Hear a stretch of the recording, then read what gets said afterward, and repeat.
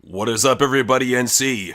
JC and we got some news for you today. So not sure if you've seen the thumbnail, but the nose has been destined to the realm of not top 10. So what? Everything past the top 10, WWE is a part of that. So there's a lot of dispute over whether Raw was not in the top 10 or whether it was. So we're going to go ahead and cover that. So just to show you what was in the top 10, here you go right here. So this is for week 49, 2025. So end of November.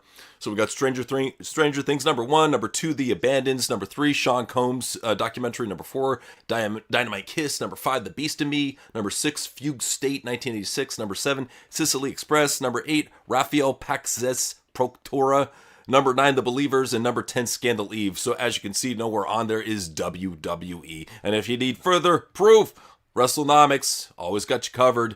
Did not rank in the top 10 globally. Keep that in mind. Globally. Keyword globally. Because a lot of motherfuckers used to say, they did rank in the top 10 of the US. Yeah, at number 9, bro. What are you spurging about? They didn't get anywhere in the global. Well, at number 9, but the problem, that's just in the US, but the problem with it is that, like, a lot of the viewership is going to be coming in from global too. Like that's a big part of it as well. Like, and that's what Netflix is paying all this money for. And you got to imagine that they're not happy with this. And this is what's going to happen when you burn through your star power and you piss off a lot of your fans with dog shit pay-per-views like fucking Survivor Series, like what they put on. Oh, but they got such a big match for Cody Rhodes. If you haven't heard, it's going to be Oba versus Cody, and it's there to be a Drew McIntyre running in a clusterfuck DQ. Right. Right, and that's the problem, is that, like, you know the outcome. They're not going to devalue Cody. You know that Femi is just going to get buried. It's just what Noseman's going to do. You know what he's going to do. You know the way that he books, you know the way that he treats talents of a certain look. You know, if they got the certain look, they don't get the push. We've said that before. Wrestlers have blocked us because we said the truth. We don't care. That's what we are. We're about truth here at TWRP.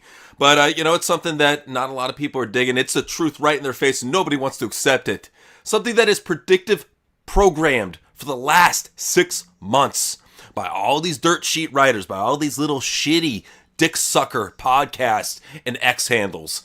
This match right here, John Cena versus Gunther. People said, oh, LA Knight's going to get it. Yeah, for sure. No.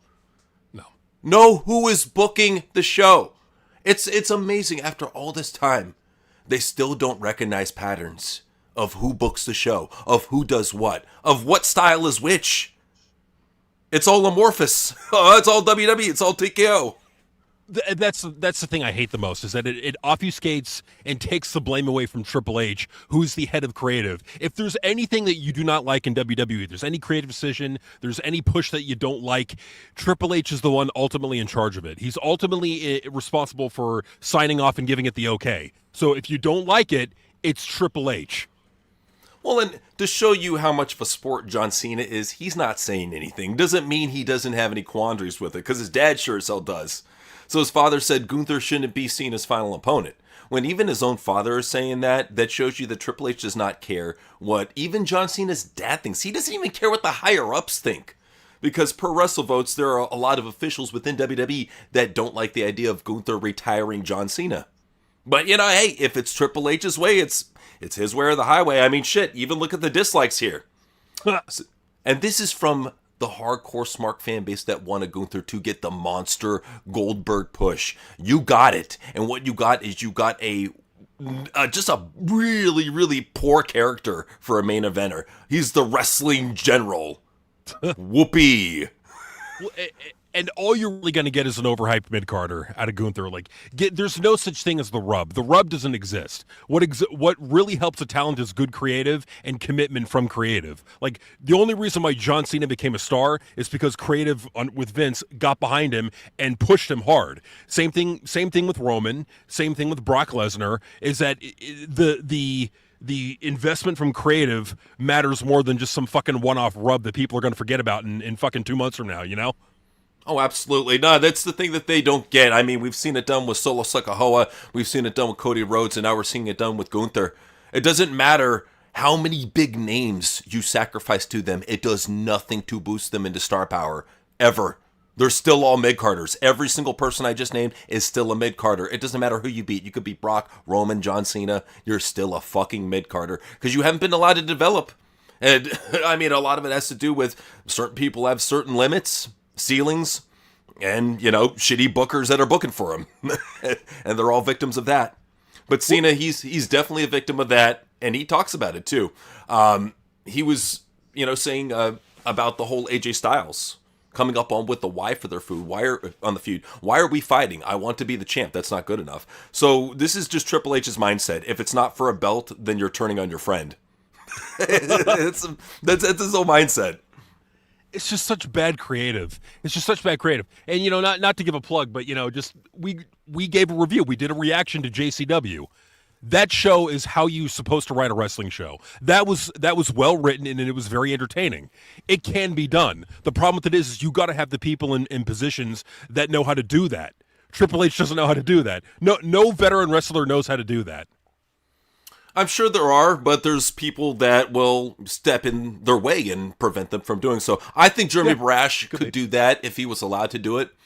I think that Triple H really keeps him under his thumb. I think he does that for a lot of talented people, whether they be wrestlers, producers, whatever in WWE. I think he puts a lot of people under his thumb and prevents them from really benefiting the company. I mean, here John Cena, he wanted to give them even more dates. So the original plan was for him to do 220 dates, but WWE said they only needed him for 36. Oh, God. Assholes. Like, here you have John Cena wanting to work more dates. Offering to work more dates. And these idiots are like, no, I'm good. No, we'll just stick with, you're being gone by December. We don't need Cena, right? Right? Oh, we didn't rank in the top 10? Oh, I'm fired. Womp, womp. Damn it. Well, and Cena, he's such a caring, giving guy. I mean, he even went on and said that he wanted SNME to be a full 2-hour tribute show, not only for him, but also to have the spotlight on NXT and minor league talents as a way of giving back to the business. In other words, he wanted to have a decent show, but Triple H is going to shove other shit on there just to kind of take the spotlight off of him. So he's a selfless guy. This is John Cena. This is what he does, man. Well, and the fans are like as a little aside, but it definitely ties in. The fans are noticing it. The fans are getting tired of it. Like what we're seeing right now with WWE is similar to the shit that Tony Khan did, where he pissed off a lot of the fan base, and they just said, you know what, fuck you, I'm done with AEW, and they stopped watching, they stopped buying tickets, and you saw a visible decline in the product. We're seeing that now with WWE. It's happening. Like the chickens are finally coming home to roost. The fact that Raw did not rank top 10 globally, like people got to remember, Netflix is paying $500 million a year for Raw and a few other WWE PLEs internationally. Like Raw is the big kahuna there. Like they're paying $500 million a year and it's not even ranking in the top 10. And we've seen that when it hits lows, when Raw hits lows in viewership, it tends to go back to it and then go even lower. Look at SmackDown. Oh, no, totally. We're definitely going to see it reach new lows, I think, post-winter for sure. Even around Christmas time, you're going to see some really low ratings. But here's another thing that people skate past immediately is that John Cena is going to have to open his own tribute show. Oh, God. How fucked up is that? No, have him be the main event. Like, for John Cena deserves to be the main event. John Cena deserves so much more than what they're being given him, and fans are saying this. They're like, if we're seeing this, other fans are seeing this too. Like this is the problem is that like they're so high and mighty, they're so high on their own supply. It's kind of similar to WCW where they thought they could do no wrong. Like look at the statements. Like I don't know if anybody saw the interview that Nick Khan had. Oh, the shit that he was saying. Trust me, I got it. Unbelievable. I got it. These people are either committed to selling next year or they're delusional. They're all salesmen. Nick Khan, first and foremost, he's a businessman and a salesman. Aside from everything, he does not care about wrestling. He cares about himself and his investments. Simple as that. But Cena, he's unfortunately, he's saying that people will forget about him by Royal Rumble 2026. No, John Cena. People will be talking about you for the longest time because of the impact that you've had on pro wrestling. I understand being humble, but it almost seems like he takes it to like a cartoonish level. Like it's almost satire, Yeah, almost like it's like a parody kind of. It's like, like he's trying to like go so over the top that it's cartoonish. No one's going to forget about John Cena. John Cena is a 17-time world champion. This guy was the face of the company for well over a decade. I mean, you can make the case for about 2 decades, really. But no, I mean, no one's going to forget John Cena. John Cena is our modern Hulk Hogan. He better go in the Hall of Fame. That's all I'm saying. Yeah. They better induct that man and make a big deal about it. Not like a Triple H big deal, but an even bigger deal. You know what I'm saying? Like 3 times what they did for Triple H. I want to see some true tribute. But you know who deserves tribute, according to John Cena, is Vince McMahon. So he was on Joe Rogan's podcast, and he asked Joe if he'd be interested on having Vince McMahon on a show. It's McMahon who started this gangster shit and spread it around. I would definitely have him. It was a little... Man, he would be great. Yes. Whatever magic you have out there, and you have a lot of gravity. Do you think he'd be interested in doing it? Are you kidding me? I think he would love it. Really? Yeah. I think he would love it. Okay. I don't know when the right time is, but man, don't miss out on that opportunity. At least send it out to the universe. Yeah. Well, I would definitely. Vince, if you're listening. Let's go. I think this would be I think this experience would be a great one for you. Is he? Dude, that would be fantastic. That would be the interview of the decade easily. Oh my God! Could you imagine? Just imagine in your head Vince getting interviewed by Joe Rogan. Well, Joe Rogan's like lighting up a joint in there, and Vince like, "Hey, pass the blunt, pal." Well, and the best part about it is that I bet you Joe wouldn't even talk that much about pro wrestling. He would talk about all the other weird shit that Vince McMahon is into, and that's what I'm interested in. I want to hear about what the life of a fucking eccentric psycho billionaire is like. I don't care. We already know about the pro wrestling shit. I want to hear about the other side about him that nobody ever talks about. You know, it's all under lock and key. Well, and Joe Rogan knows how to get that out of people. Like, we saw, like, a brief taste when Vince was on the Pat McAfee show. Vince was letting some things out of the bag that he probably didn't want to let out. You know, like, the fact that, like, he let out then that he was, like, long separated from his wife, and, like, they had been pretty much, like separated at that point. Beards, yeah. Like, yeah. Yeah. So, like, if Pat McAfee can get that out of Vince, imagine what Joe Rogan could get out of Vince. Especially with a big old fat spliff. Yes, that's the true serum right there. So yeah, I'm sure it would be a great show. Look at what happened with Alex Jones when he smoked. It's right there. It's the medicine to perfect show success. You want virility, it's right there. So, but you know, at Cena, he's got a lawsuit unfortunately coming his way. So this lawsuit claims John Cena's theme samples a song without proper credit or payment. So I'm guessing it's the beat dee doo dee from the 1974 cover recording arranged by Canadian bandleader, the late Pete Schofield. So this dude's daughter is now coming after John Cena for a fucking horn sample. They want money. They want money about it. Like, you're probably not going to get it. I would imagine that WWE owns the right to that song. Yeah, good luck. Good luck dealing with fucking TKO's lawyers. It ain't going to go too well. Is she going to sue Jim Johnston next? What's going to come out of that shit? So, yeah, that's what's going on with Cena. So there's some allegations going on there, but there's also allegations going on with Becky. So on the previous news, we were covering what Becky was saying about there being somebody who used sexual favors backstage in WWE. So SRS was saying that they were going to look into Becky Lynch's claims about a wrestler years ago who would blacklist women talent who didn't sleep with them. No talent that we heard from claimed to know what she was talking about or who she was talking about specifically. We will keep looking into it. In other words, it's never gonna come out. This is just the type of shit that people would pay fucking $14.99 to get exclusive news on. It's like, okay, a big nothing burger. Thanks, buddy. Well, the thing about it is that this gets Becky like in the spotlight too. And what does Becky have coming out right around mid-January? Isn't that when our Star Trek show comes out? Yep. Right there. So yeah, it's just something that we notice, especially with John Cena retiring, this lawsuit popping up. Just leave people alone.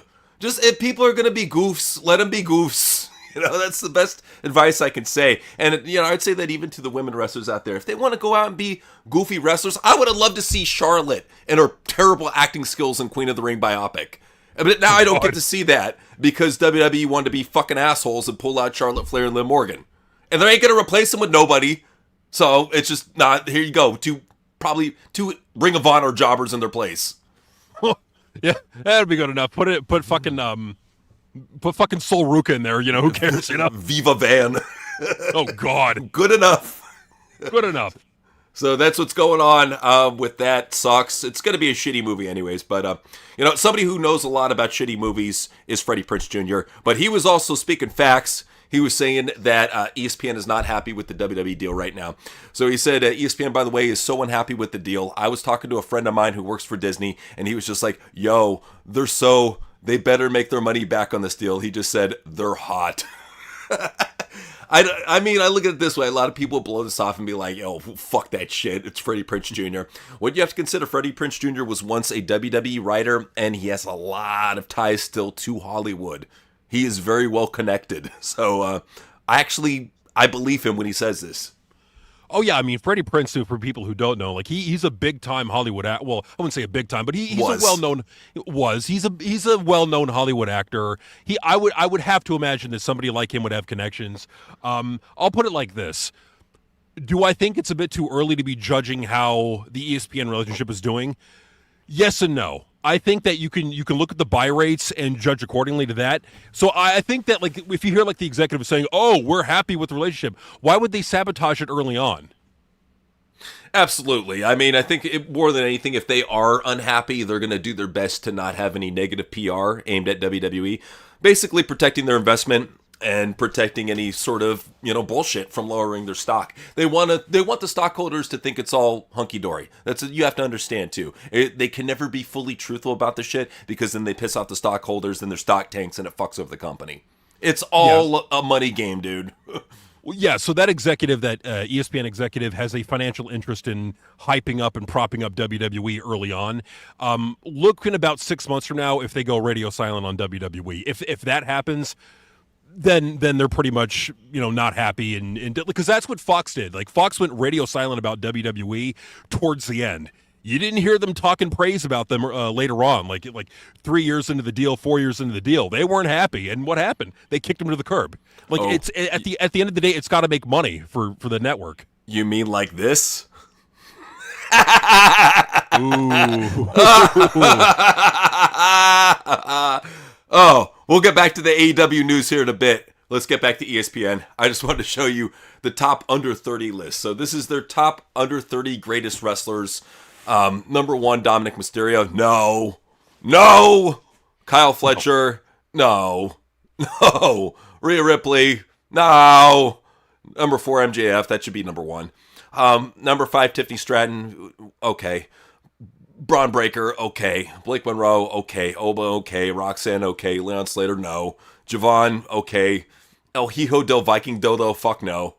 What the fuck is a Kato Kiyomo? Why are they putting anime characters in this shit? Right, like, who the fuck is Kyoto Kiyomo? Like, no one's ever heard of that guy. What the fuck is a Gabe Kid? Is that a gay porn star? What is this? What is a Gabe Kid? A gay kid? Is that what it is? Nobody knows. All right. We got Lyra Valkyria in here. Not really, but Sorry with 3 E's. No, fuck no. Remember who that is? The chick who they gave the shitty fucking Pokemon gimmick to, or the Sailor Moon or whatever, and Sailor Moon, and then she bitched about. She's like, they decided to give me character. I fucking hate the Westist. I'm like, why? They're helping you dumb bitch. It's a gimmick. Fucking roll with it. It's something. For real. So we got Sai Kamatai. So we got like karate moves in this shit. Right. Masquerita Dorito. No. Sol Ruka should be a lot fucking higher on the list. Jordan Grace. God, I can't believe that Jordan Grace is under 30. She looks like she's 45. I'm tripping.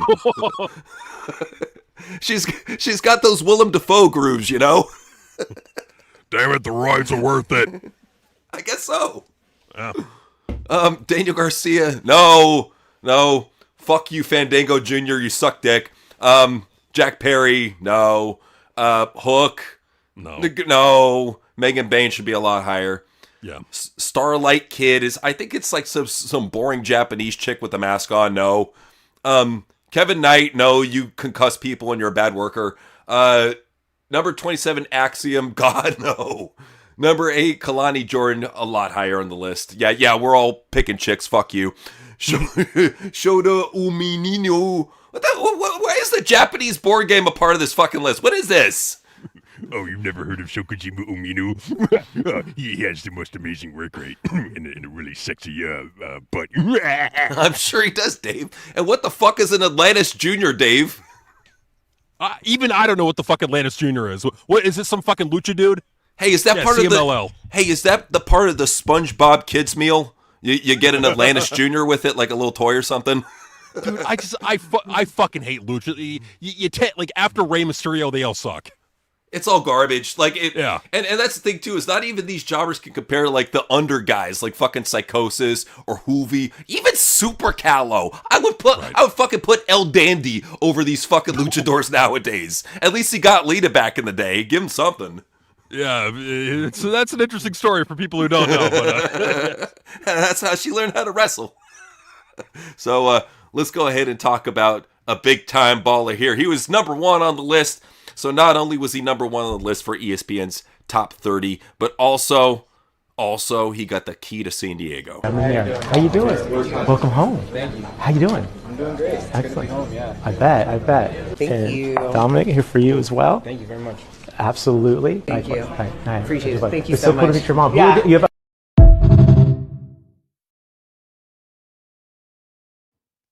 Look at how Dom gets a key and Nia gets a plaque. Fuck you, Nia. it's that's like, who the fuck is Dominic? He's not a star. Conan can fucking jerk off all fucking day to him all he want. Dominic is not a star. He'll never be a star. I'm sorry. I hate to be an asshole, but he's never going to be a star. Never. He's mid-Carter at best. This is the most that you could really get out of him. Him with the fucking weird hat on, getting a key. Yeah, that's about it. But at least, we talk about people like Brock being undersold in WWE. At least he's being made a big deal out of in the country music concert. So here's him scaring the shit out of people at the Sphere.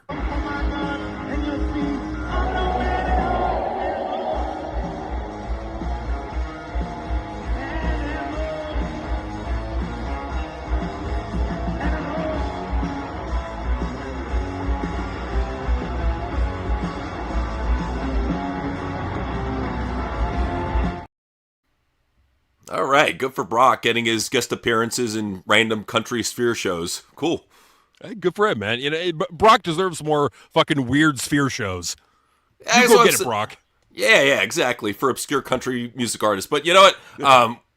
At least he's getting t-shirts sold, I mean, you'll check out the Shop Zone. He's doing pretty decent. So I decided to check out the Shop Zone today because I want to see if any of Triple H's favorites are on here. The usual suspects. We're talking about Gunther, Cody Rhodes, Sami Zayn, talents, quote-unquote talents like that. So let's see what we got here. We got John Cena with 4 shirts at the top, dominating. Surprisingly, AJ Lee at number 5. Very surprisingly, Maxine at number 6. Number 7 is Stephanie Vaquer. Number 8 is CM Punk. Number 9 is Rey Mysterio. Number 10 is RKO. Number 11 is John Cena. And number 12 is Jey Uso. So, it tells you right there, Dominic Mysterio ain't shit compared to his dad. Just saying. No, and you know who else ain't shit? Cody Rhodes. Mm-hmm. Where's Cody? Where's Cody's? For all the people out there who say Cody's this giant star, where's his merch? Why isn't he in the top 10? How about Ring Gunther? Where's the ring general? Where's Gunther? Where's he at? I don't see him. I don't see Sami Zayn on here either. The people that Triple H wants to push, they're not stars. Cody Rhodes is a fucking mid-carder. Gunther's a mid-carder. These are not like John Cena's and Brock Lesnar's and Randy Orton's. They're not replacements for them. You're trying to replace these like great legends with fucking boring mid-carders. What do you think is going to happen? I'm just surprised to see so many women selling t-shirts. I mean, Yeah. I don't know if that's an uptick of young female viewers or if that's an uptick of fat, weird-looking 50-year-old guys that wear triple XL girl shirts. I don't know. You don't know. You got to look at the metrics, but it's still very telling. I'm glad for those 3 women, that are actually selling shirts. But let's take a look at attendance. So recently, WrestleNomics, they gathered charts of what attendances look like for not only WWE but AEW and New Japan. So here's WWE over the years, starting out in 1985, going all the way to 2025. So as you can see, for attendance at these live shows, drastically tuned out, right? When we usually talk about the Dark Ages, 1995. And that was dark. We consider that dark. And then you look at modern day. But anyways, yeah, we said the Dark Ages were around 1995. And then, you had the slight pickup after Russo came in. And it started picking up with the family shows and all that. And then it dipped right back down for COVID and has never picked back up ever since Triple H took it over. The lowest estimated live events ever. Now you can see why they're cutting down on house shows. It's not because it's not because they can't get people to go, because they probably could if they lowered the ticket prices. It's because the lowered interest. Nobody wants to go to a show that's overpriced and has shitty wrestling on it. Well, and that's the thing is it's not just the ticket prices or the ticket sales that are an issue here. It's also the ratings. Like, that's also another interest of the people watching at home, just not giving a shit about the product anymore. Like, and it hits in waves. Like, it doesn't necessarily all hit at once. Like, it can come in waves. Like, look at what happened to AEW. Like, what happened to AEW can happen to some degree to WWE if they piss their fans off enough. And, Nick Khan's saying all the right things to piss them off. Triple H is telling them to fuck off. So you keep doing this, it's SmackDown consistently under 1 million, Raw getting under 2 million globally. It's going to be dark times. Hard times. And we tried telling people, but they don't want to listen. I mean, check it out. Here's how it is for AEW. Not that great. No. I mean, here they are. Their lowest period was COVID. They are really close to that heading into 2025. I mean, they didn't include 2025 on here, but just for these past couple of years shows you how lack of interest is really tuned out from AEW. They lost over half their fan base. I mean, and at the end of the day, that's all it is interest. It's just the amount of like how much do people care about your product? Are they willing to pay money? It's like the reason why JCW's ratings are going up is, yeah, the creative is better, but it's that Vince Russo has tied his name to it. There's more interest in JCW now because he tied his name to it. And you see this with when The Rock comes back, there's more interest in the product. Or like WrestleMania season, there's more interest in the product because that's when all the big storylines are happening and all the big feuds are leading up to WrestleMania. It's interest is what drives it. And if you're seeing stuff like this to AEW, that's happening to AEW and WWE, it's because there's less interest in the product. Therefore, ergo, there's no boom period. Like, people like Glenn Gabretti, you need to get off we're in a boom era bullshit. That's done. There is no boom era. Nah, it's all lies from grifters. But even New Japan here, look at how much it's dipped down for even New Japan. So every pro wrestling company just about bases their style on New Japan nowadays. This is what you get when you emulate one of the shittiest work rate companies in the world that I'm surprised is still even in operations. This is what you get. And we hear it from fans that live over in Japan. One in particular mentions all the time that nobody gives a fuck about New Japan. It's more niche than Ring of Honor over there. And here's the facts on graphs. It's not an opinion. Like, that's the thing. It's like, for anyone out there who thinks, oh, you're just being assholes. No. We're showing you the numbers. We're showing you the facts, the actual data. This is not an opinion of ours that New Japan is not doing well when it comes to their attendance, that there's less interest than ever in New Japan. This is not an opinion. It's not an opinion when we say that Raw didn't rank globally on Netflix. That's not an opinion. That's a fact. We have the numbers to back it up. Absolutely. Right here. This is WrestleNomics. This is what Brandon Thurston does for a living, is numbers. He knows it better than anybody else. But if that's not enough for you, if numbers aren't enough proof for you, let's go ahead and show you the most recent AEW live attendance. Woof! Look at this. Look at this. Is your skin crawling? Have you seen something so grotesque before? It's a shame because, if Tony would just pull his fucking head out of it. But the problem with it is that AEW is a hobby. It's Tony Khan's hobby that he's running, and when we can get, because are we going to be able to talk about the TV situation with Warner Bros. Discovery and? Oh yeah. Cool. All right. I can't wait to talk about that. There's so much I want to say. And I just want to clear the air about the whole contract situation, what's going to happen to AEW. We'll go ahead and we'll get that to you guys when we get to that segment. But I just want to say right now, it doesn't have to be like this, Tony. You can be better. You could be kicking WWE's ass with all the mistakes that they're making left and right. But it seems that for every mistake that WWE makes with Triple H at the helm and Nick Khan, Tony Khan makes even bigger mistakes. Like the golden opportunity he had with that horrible fucking Survivor Series, he could have been putting on fucking badass Dynamite episodes. Instead, he's doing Continental Classics that people are going to fucking tune out of. People are getting hurt doing too. So, not a good idea. But the big news my brother was talking about is Netflix is looking to buy out Warner Brothers for nearly $83 billion. So here's the crazy thing about it too. Mostly cash. Yep. So they're going to be giving a mostly cash offer and buying this shit straight up. So, and as you saw earlier in the broadcast, obviously Warner Brothers doesn't give a shit about AEW. Every single time they do one of their yearly media selections, AEW is not shown off. I don't think it's been shown off since like 2021. So they don't consider it an asset. No. And that leaves speculation what's going on with AEW. So JC, go and let them know. All right, so let's talk about what's going on with Warner Brothers Discovery and how it applies to AEW and how it affects it. So what's happening is that Warner Brothers Discovery, by the third quarter of next year, which would be like around August, September of next year, they plan to take the TV networks division of their company, of Warner Brothers Discovery, cut it out and make it its own company. And so that's what's going to happen. That company is going to be called Discovery Global. Now, with it becoming its own company, it's not going to have the finances of Warner Brothers Discovery to back it up anymore. So they're going to have to be cutting costs. They're going to be cutting some costs big time. And will that affect AEW? If they're doing numbers that they're doing now or worse, absolutely.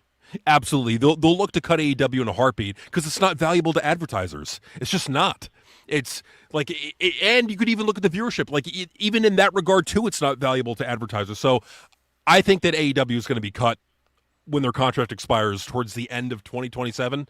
Now, again, this is not me being negative, and who knows, like a lot can change between now and then. AEW can, Tony Khan can get his fucking act together and turn the ship around. I doubt it, but, who knows? Well, this was put out shortly before this was disclosed, the whole Netflix buying up WB. So apparently, Brandon Thurston reached out to Tony Khan in a media call for ROH Final Battle. And Tony said he's had a lot of great offers to put ROH on TV, and even he said, right now we have a streaming service opportunity, but we're really looking at the AEW situation right now. That's where all our attention is. We got a media rights deal worth a $500 million contract, and we're going to do all we can to keep it. So anybody ask about Ring of Honor, he don't even fucking care about Ring of Honor no more. He'll fucking ask it if he has to. He's worried about AEW. Well, if Ring of Honor was so valuable, why wouldn't he try to sell it to a network or a streaming service?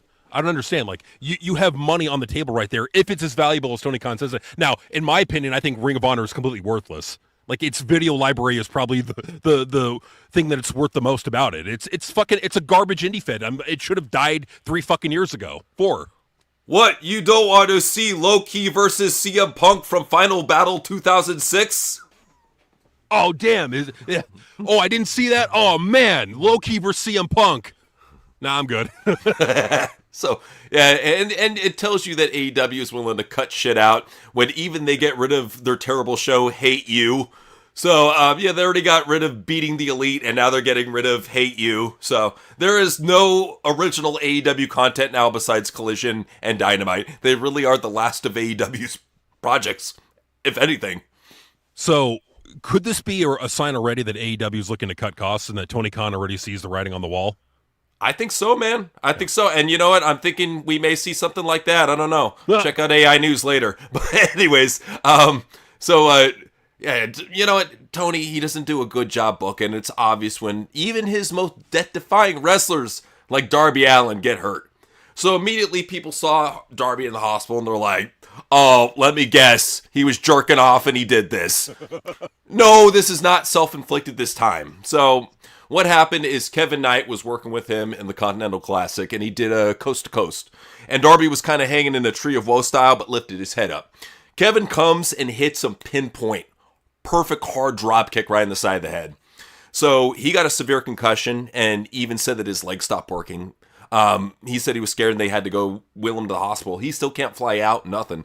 They even had to pull him for the Continental Classic. So yeah, this isn't on Darby. This is on a guy named Kevin Knight who's an awful worker and sucks in the ring. So leave it at that. Yeah, well, and that's the thing. It's like Kevin Knight is he's not been in the business for very long from what I know. I think he's like a rookie for the most part.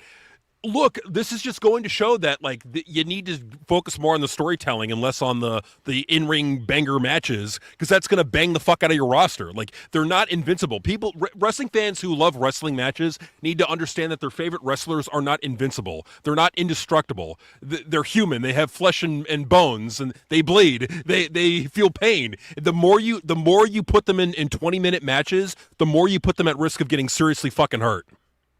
And their favorite style, high risk, is called that for a reason. Mm-hmm. And Danielson, he gets that too. But Bryan Danielson, while he has had marquee moments in the past, I really, I praise him for this. So he said on losing to Sheamus in 18 seconds at WrestleMania 28, I've never been somebody who's been like, wait a second, why would you beat me in 18 seconds? Or why would you beat me with just one move? I'm going to do the best I can with it. That right there is a professional. Regardless if you hate him or like him, I think that's a pretty professional thing to do right there. Make the most out of what time you're given. Absolutely. And I think Daniel Bryan working with Vince McMahon taught him the right way to do things for the most part. There's some other things that some other indie mark tendencies that he's got, but for the most part, I think working with Vince McMahon is probably one of the best things a talent can do. And it's strange too, because all these indie guys who all the people online praise and think they're the most amazing wrestlers ever, all of them look up to Vince McMahon. It doesn't matter if it's Daniel Bryan, CM Punk, Kevin Owens. They all look up to Vince McMahon and look at him like a father figure. What do you think about that? It's like, you hate Vince McMahon, all of your fucking heroes look up to him. Fuck you. Or at the very least, they respect Vince McMahon. They respect what he's been able to do for wrestling. Because look, hate Vince McMahon all you want, and Vince has been accused of some things, right? Okay, but you can't. That does not erase and get rid of what Vince McMahon did for professional wrestling, putting it on the map like no one else did. Like, if it weren't for Vince, we would have fucking territory wrestling, and the territories probably would have fucking died out. Yeah, that would have been a terrible Jim Cornette idea that would have made it mainstream, and nobody wants to see that happen. Motherfucker. Exactly. Well, there's good veterans backstage in AEW actually trying to help out now. One of them is MVP. So MVP recently said that he's one of those guys that calls spots backstage. If these producers are saying, hey, you're going to go in there with Speedball Mike Bailey, and Speedball's going to totally outpower you and do all the stupid shit on Bobby Lashley, MVP says no. Bobby's too nice of a guy to say no. I will say no. I'll tell you no, you can't do that. He's a powerhouse. So I'm glad that MVP is looking out for Bobby because, as he said, Bobby's too nice to do otherwise. And that's the thing about Bobby is that he is genuinely a nice guy. From all the reports about him, he's a good family man. He's just a good dude. Yeah, he seems like a great guy, but great guys don't become world champions. Just saying. No. Let's go ahead and talk about a legend, though. Dana White. He did an interview recently, and he did not like how the interview went at the very end. How do you sleep at night?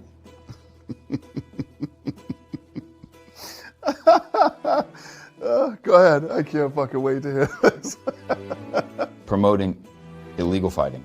Which one's illegal? What's the illegal fighting? The site I was streaming it on said it was illegal. That makes sense. No. Clean Balls has been having a hard time streaming recently on Stream East. Do you want to apologize to him?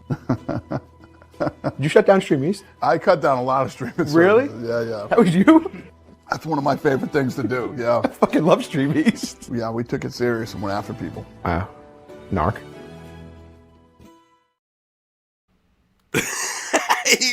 He was so pissed. He was like, don't you dare fucking say that to me. Hey, you know what? Hey, a narc's a narc, man, straight up. So, but they have to protect their investments. I get it. So, and it's time for Outlaw Mud Shit, where we talk about all the shit going on, the Outlaw Mud Shit circus. And the big news coming out for Outlaw Mud Shit is that one of these Outlaw Mud Shits actually got on a forgotten about cable network. So yeah, everybody's masturbating about TNA. Yay, getting double the viewership on AMC. What they fail to realize is it doesn't matter where you put a shitty product. It's not going to double the viewership if the attention's not there. I'm going to say, honestly, they're probably not going to get better than Destination America on AMC. You're looking at 150. For viewership? Yeah. Like normal?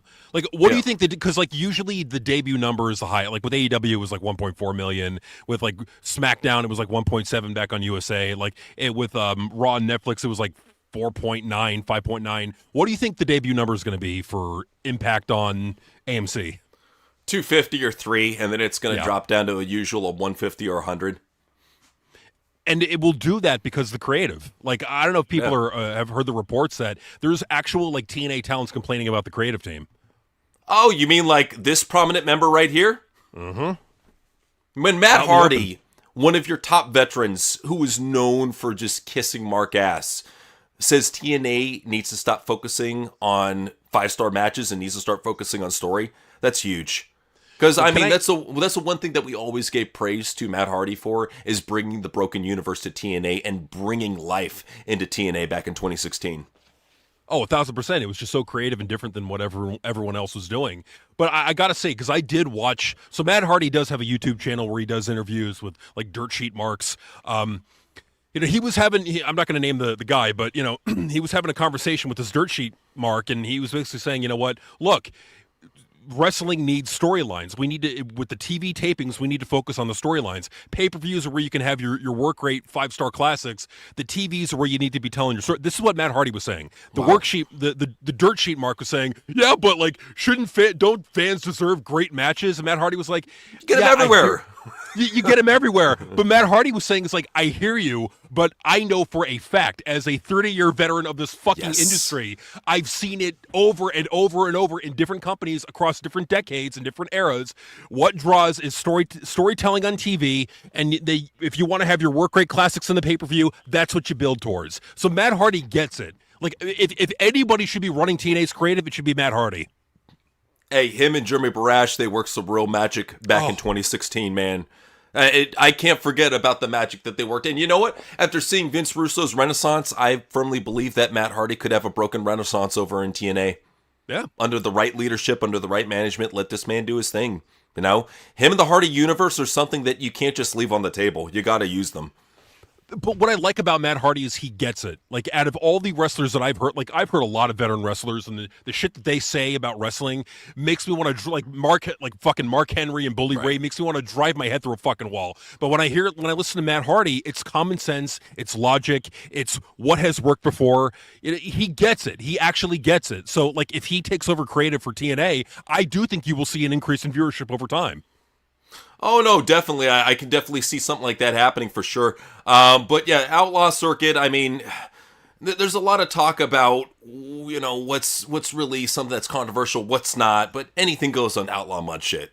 So for all those people that want Priscilla to be back in WWE, she's fine being herself. Make sure she signs that later, AJ Fraser. I will. Oh, Priscilla Kelly. Did she just bite her?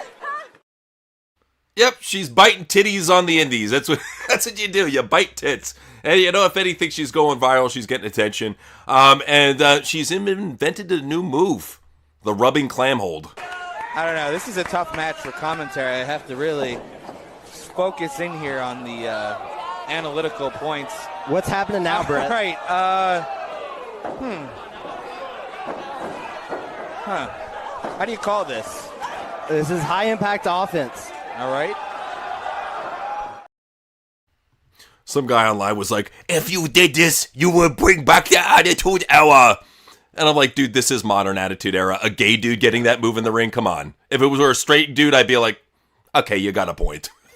Well, like, and we've been saying for a while, it's like Priscilla Kelly is perfect for JCW. Like, they need stars, and she needs a place where there's gonna have some profile and some interest in the product. And I feel like it's just such a good fit. Like, they're edgy adult oriented. She wants to do the edgy adult oriented stuff. There you go, chocolate and peanut butter. It just goes together. Just Priscilla Kelly, damn it, go to fucking JCW. Stop wasting your time in these fucking indie garbage feds. Well, the problem is with JCW, with the YouTube deal, they can only show so much on there. That's why GCW has to really edit down their stuff before they put any YouTube clips on there. Just because they tend to go very extreme in certain areas, But Cross is an extreme guy. He was asked who he would have on his side in a fight. And surprisingly, he said Chad Gable out of all people. So, makes sense. Said he's got an amateur background. He's 100% legit. He said one thing about Chad Gable. He said he's the type of guy that would take a bullet to the face and then still go and train like a madman, even with a bleeding bullet hole out of the side of his head. Apparently, Chad's that dedicated. No, he is. And for anybody out there saying like, "Oh, Chad Gable, what are you talking?" He's a legit athlete. Like, Chad Gable, like, is a legit. You could Chad Gable could probably go to UFC and probably do pretty well. I think he'd be pretty dangerous, man. If he learned some good striking, he could definitely be a force, But I think he's kind of past that age. It's kind of like a young man's game nowadays. But I'm glad having him in pro wrestling. But somebody who really got ripped off bad in pro wrestling, so bad, is Steph DeLander. So someone hacked my credit card and spent $10,800 on eBay. Fucking kill me. How do you know it was not Mance Warner? I'm just saying. Good point. It could have been Mance Warner. Doesn't he kind of look like the type of person that would steal credit cards? I'm just saying. He's got that look. Steals his wife. He's like, damn it, I need a huge dildo collection. Oh, you know what? My wife wouldn't miss her credit card. Yeah, we'll blame it on hackers. Yeah. I can just imagine it. That's Mance Warner for you. Makes sense. So, that's what's going on with Steph, poor girl. Let's go ahead and show you what happens on the Outlaw Mud Shit circuit when somebody actually takes themselves seriously and makes a comeback in the ring. So here's Ezekiel Jackson running the ropes. Looks like fucking a 22-year-old Bob Sapp. I mean, look at this fucking monster, almost 300 pounds. That's impressive. I mean, that's impressive. Big time. Oh.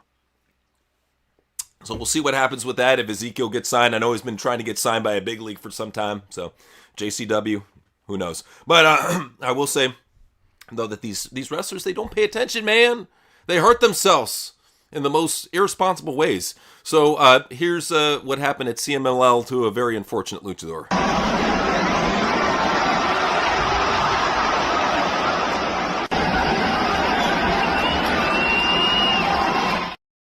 Oof, that's rough. Damn, that's rough. Well, you doing the fucking high-flying lucha shit. Yeah, it's going to happen. You know? But it even happens when you're just trying to make your ring entrance.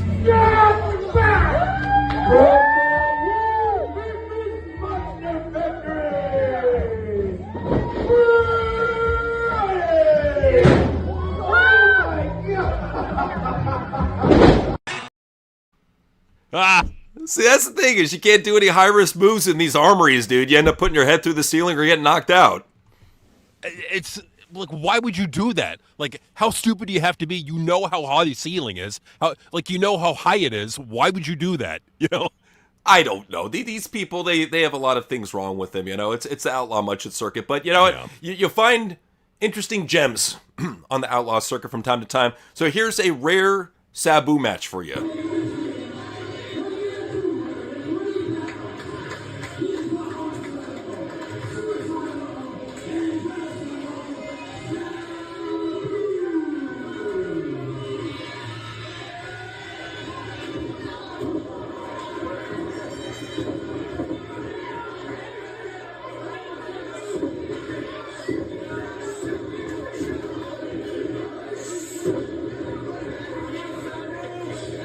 Oh my God. Damn, Goldust fucked him up. That's how we started the wrestling at. Like, what fucking? It was a barn, I think. I think they were literally wrestling in a barn. Oh God, is that the best they could do now? Hey, a venue's a venue, man. It doesn't matter if it's a crack den. Doesn't matter if it's a sewer. Well, wherever you can have bodies and they're not dying, fuck it, dude. A show's a show. So there it is. It's wrestling, damn it. It's wrestling, damn it. So it's time for Old School Road Stories, where we talk about what happened in the past with these wrestlers. So first, we're going to talk about Lana, where she was discussing what happened with, the whole Liv Morgan interrupting her wedding with Bobby Lashley. So she says, so this is a Paul Heyman story. No, you don't say. And I thought it was great because I thought someone was going to interrupt. I thought Liv was going to interrupt for Bobby, and I like the spin on it. But it leaves the door open. Anything can happen. It's wrestling. Anything can happen. How does this leave the door open? Bobby's in AEW. Liv Morgan is the main eventer. You're not hired to WWE. How does this work out? It doesn't work out. It's just her going to be begging for a job. And look at Rusev right now. Like, for Rusev to come back to WWE, how's he being utilized by Triple H? Dude, worse than R-Truth. Worse than R-Truth. Worse than in AEW, because at least, like, he would get paid $400,000 a year to fucking sit back at catering and wrestle 4 times. Like, take a fucking good deal when you got it. Don't fucking look a gift horse in the mouth. Granted, he wanted to wrestle, and Rusev is a good talent, and he deserves to be booked better than what he is now, but you got to know who Triple H is at this point. Like, how could you not know? You're an attractive blonde. Why the fuck would he hire you? Right. Get a fucking clue. Well, and he's looking at it like, what do I need Lana for? I got Maxine Dupree. Exactly. And she's a lot cheaper, too. And younger, just saying. She is cheap, yeah. So, it's time for Old School Road Stories, where we talk about what happened. So, let's go ahead and first show you this early Cena car commercial here. Check this out. You a car. You get in the ring with me. You got a deal, buddy. Come on. It's Joe versus the prototype. The choke slam. The airplane spins. It's the massive massacre in the Oh, the humanity! But wait, Joe's okay. We have a deal. Man, how come they don't have cool car commercials like that anymore? What the hell? No, they're all fucking lame now and watered down. You got like they're all happy. No, do some fucking cool shit. Like I remember commercials back in the day used to be like edgy and just like action packed. Now it's all fucking watered down and smiley. And Fuck just that shit. And weird. Yeah, it's not cool Yeah. at all. We got to go back to the good old days of the prototype. So here's the prototype punching a chick in the face.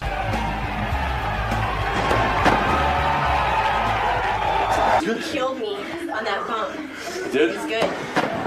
No, it was good. Oh.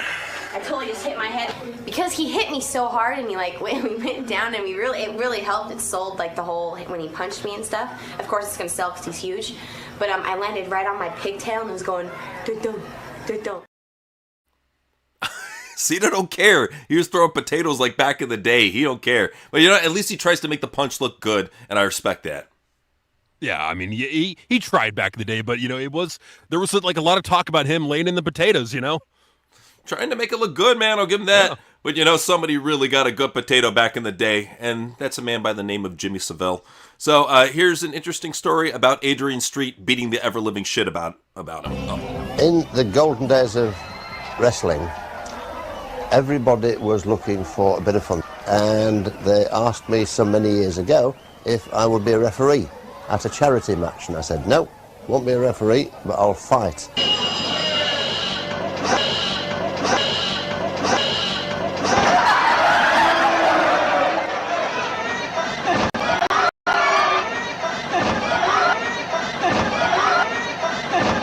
Five good idings. Lewis is very angry. Oh! Very angry. Oh! Vicious, vicious. Oh! A sickening rabbit. Oh, the referee's down! In come the seconds! No, they're killing him! No, they're killing him! No, they're killing him! They're killing him! Wow, the whole place is murder! Mr. Savile, are you enjoying yourself? Mr. Savile! And I know the difference between being popular and not popular. I was getting a good hiding in Sheffield one time, and suddenly I got quite a pain in my thigh. And I looked around, and there's a lady wielding an umbrella with a metal spike at the bottom of it, and she'd prodded me, and I said, ooh! Well, the people loved it, the fighters loved it, the TV figures were enormous. It's good to see he got some sort of karmic retribution towards his way. You know, I always thought he kind of got away scot-free. It's good to see, you know, somebody got their shots in. Yeah, I mean, I wish he would have gotten a few more, but, you know, fuck him. But if you know Jeremy Savile, if you know the deal about him, he's an evil dude. Yeah, Savile's a very, very, very, very evil man who... the whole story, for those that didn't hear backstage, is he was basically bragging about having sex with underage girls. So Adrian Street was like, okay, I got you, buddy. Good. Yeah. It's the justice we don't get nowadays. But it's time for Modern Wrestlers Are Marks, where we talk about these wrestlers that need to be brought to justice for their marky takes. So let's start off with Bayley. So Bayley was talking about she's pissed off that nobody stands around and watches boring-ass botchy matches backstage anymore. She said, hey, when I got brought up from NXT as the hugger, Roman Reigns used to watch matches. Dean Ambrose used to watch matches. Even Seth Rollins used to watch matches. John Cena used to watch matches. How come nobody watches matches nowadays? How come nobody will watch my botchy shitty match and give me advice? Because they have this thing called TV and fucking streaming. They can watch it later if they really wanted to. But quite frankly, the matches aren't fucking worth it. Bayley fucking sucks. Like, somebody needs to tell her. Like, for all the fucking dumb bitches that are going to her fucking, you know, lodestone bullshit seminar, you're not going to learn much. If you want to learn how to be a good wrestler, you got to honestly go to Impact, because they have some good talents over there. Well, why, this is what I don't get, is why would you have a training seminar where you're training young female wrestlers how to wrestle better, quote unquote, like you, when you're bitching here about never getting advice from veterans? If you're that good of a trainer, what the fuck do you need their advice for? Right. Well, and like, she's been in the business for how long now? She's been in WWE for over a decade. What the like? Why is she soliciting veteran advice at this point? At like, least 15 years. Yeah. Like, she should be like, I'm talking 20, 30 years at the very least before you ever do any of these. Yeah, like, and who the fuck does she think she is to be fucking, making demands on the fucking roster? Bitch, fuck you. Like, a lot of these wrestlers, they just want to fucking, like, get something to eat, fucking go to the locker room and just go home. I can't blame them. Like, wrestling fucking hurts.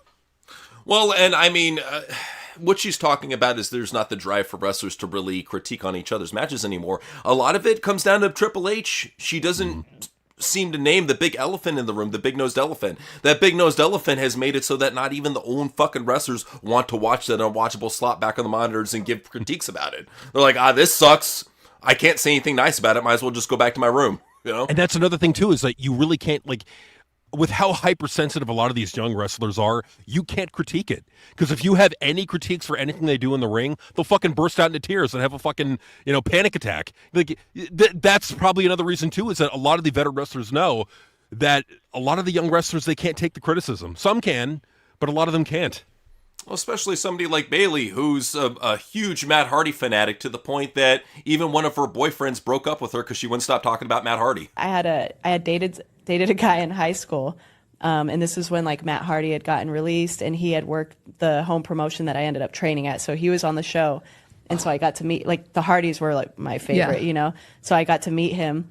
And it was all I talked about. I was like 15 years old, like I'm already 15. Like, I'm not a 10-year-old kid. Right. And it was all I was talking about to this guy. And I didn't even realize it. And he ended up like dumping me because he's like, dude, all you talk about is Matt Hardy. And I was like so embarrassed. Now when I think about it, it's like super embarrassing. Hey, his loss, he's probably wishing. Yeah. Like, I wish you talked to Matt Hardy about me now.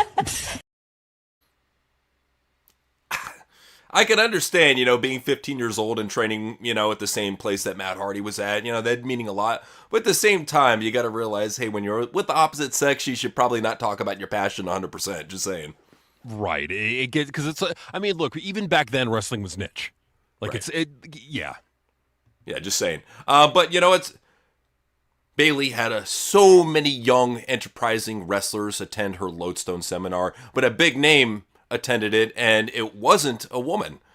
Maybe he's thinking of transitioning, I don't know, to John Cena. So John Cena spent 8 hours at a wrestling seminar. Now nobody can tell if that it was actually the real John Cena, a cyborg version of John Cena, or just a cardboard cutout that he brought in and just put in the crowd. Who knows? We don't know. It would have been funny if it was the Australian Cena. That remember they were showing off the Australian clone? Like, that'd be funny, like John Cena's there, like, oh shit, it's John Cena. Then he speaks with an Australian accent. It's like, oh fuck. Or like while he's doing that, they do like a live episode of Entertainment Tonight and he's hosting it. They turn on the TV and he's like, oh, I'm supposed to be in 2 places at once. That'd be fucking great. It's like, like Australian Cena is at the fucking Lodestone bullshit, and then you got like the real Cena coming in doing like a fucking interview. That'd be fucking great. Well, you gotta think that there's has to be either doppelgangers of Cena or clones of Cena for him to waste, because he's a very important man. For John Cena to waste 8 hours. 8 hours. That's like going to a full-time boring job, but worse because it's a Bayley seminar. Like, dude, I would rather do a shift at the fucking mortuary, being the fucking mortuary's assistant, cleaning up all the fucking dead bodies and shit for 8 hours, fucking standing in the crowd listening to a Bayley seminar for 8 hours. Holy shit. What are you really going to learn at a fucking Bayley seminar? If anybody, like, I would rather learn from John Cena. Like, I would rather learn from somebody who became a megastar, not Bayley, who's like one of the least talented 4 horsewomen. Well, and here's the thing, too, is she even had, like, what was it? She had Bianca come in, Rhea Ripley come in, Natalya, Roxanne, and they just crashed her shit and just fucking took over the show for her. I didn't want to show everything about it, but they showed a clip online, and it's like they basically fucking just butted in and just started doing her shit for her, so I don't know. Maybe she had already been talking, like, for 7 hours before that. Who knows? Who knows? Like, even Cora Jade went there, too, so, hey, good for her. Yeah, I mean, it's not like like you said, you're not going to get much from Bayley. No. You're going to learn how to botch. You're going to learn how to cut terrible promos, and learn how to get really cheap hair coloring dye. So, and honestly, I got to be real. Like, I've seen like a lot of I've seen like pretty much every female that went there, like every woman that was there. Not a star amongst them. Not really. Oh man, that's such a drag. All those young promising females that attended the Bayley seminar, and none of them are going to be stars. Dang it! Well, it's what you can expect when you learn from Bayley. But I will say though that Swerve, he tried to call out AJ and Dragon Lee He's like, hey guys, how you doing? You know, because this move got used of yours on AEW. And AJ said, in pro wrestling, you can't claim moves. They may be your signature, but those are still open to the public. Any confident wrestler would never change that. Calm down, guys. So, I mean, I applaud him for not being a mark and being like, that's my move, you know, so he's right. Yeah, he is. Yeah. So somebody who definitely crossed our mark radar this week is a man by the name of Nick Khan. If you don't know who he is, he's a very powerful businessman that basically is a shadow ruler for WWE. Mm-hmm. So he was on Pat McAfee, and he was saying that TKO is up and to the right, and Zuffa has a really strong executive group. You'll never hear us complain about working or being tired. Tell your mama if you're tired. Well, they're off of that Vince McMahon shit, man. He showed Nick Khan how to stay up for multiple days, if not weeks straight. Lots of cocaine, pal. I'm kidding, but who knows with Vince? We call it adrenochrome. Yeah, there's many ways to get it. So, you know. If you know, you know. So Nick Khan says he doesn't care what fans on the internet think about him. Hey, is that why you, Nick Khan, specifically said last year that you have several burner accounts on Twitter? Is that why? Because you don't care what the fans think about you? Is that why you get burner accounts? Huh? Right? What? What? Right? Like, I mean, they're such hypocrites. They really are. What this says to me is that they're trying to put on a front of like, you know, we know that there's problems, but you ain't gonna fucking phase us. They know that like Nick Khan knows that there's problems right now with WWE. Everything is not fine in WWE. No, he's definitely doing his best to put on his professional snake face there. He also said, I've never searched my name on the internet. I don't care about that. I care about ratings, revenue, and relevancy. If you truly cared about those last 3 R's there, Mr. Catchphrase, if you truly cared about all that shit, then you would fire your buddy. But no, he's obviously got some dirt on you, so you won't do that. Right. I mean, it's... You would fire Triple H, but again, like, because with Nick Khan, it's his buddy. He even, like, he had an interview with Stephanie McMahon. He was talking about, like, you know, that he's very loyal to people. Like, if he's becomes friends with somebody, he's very loyal to them. And I think that's what we're seeing here, is that, like, despite all the fuck-ups, the fuck-up after fuck-up after fuck-up, it's Nick Khan is going to be loyal to Triple H.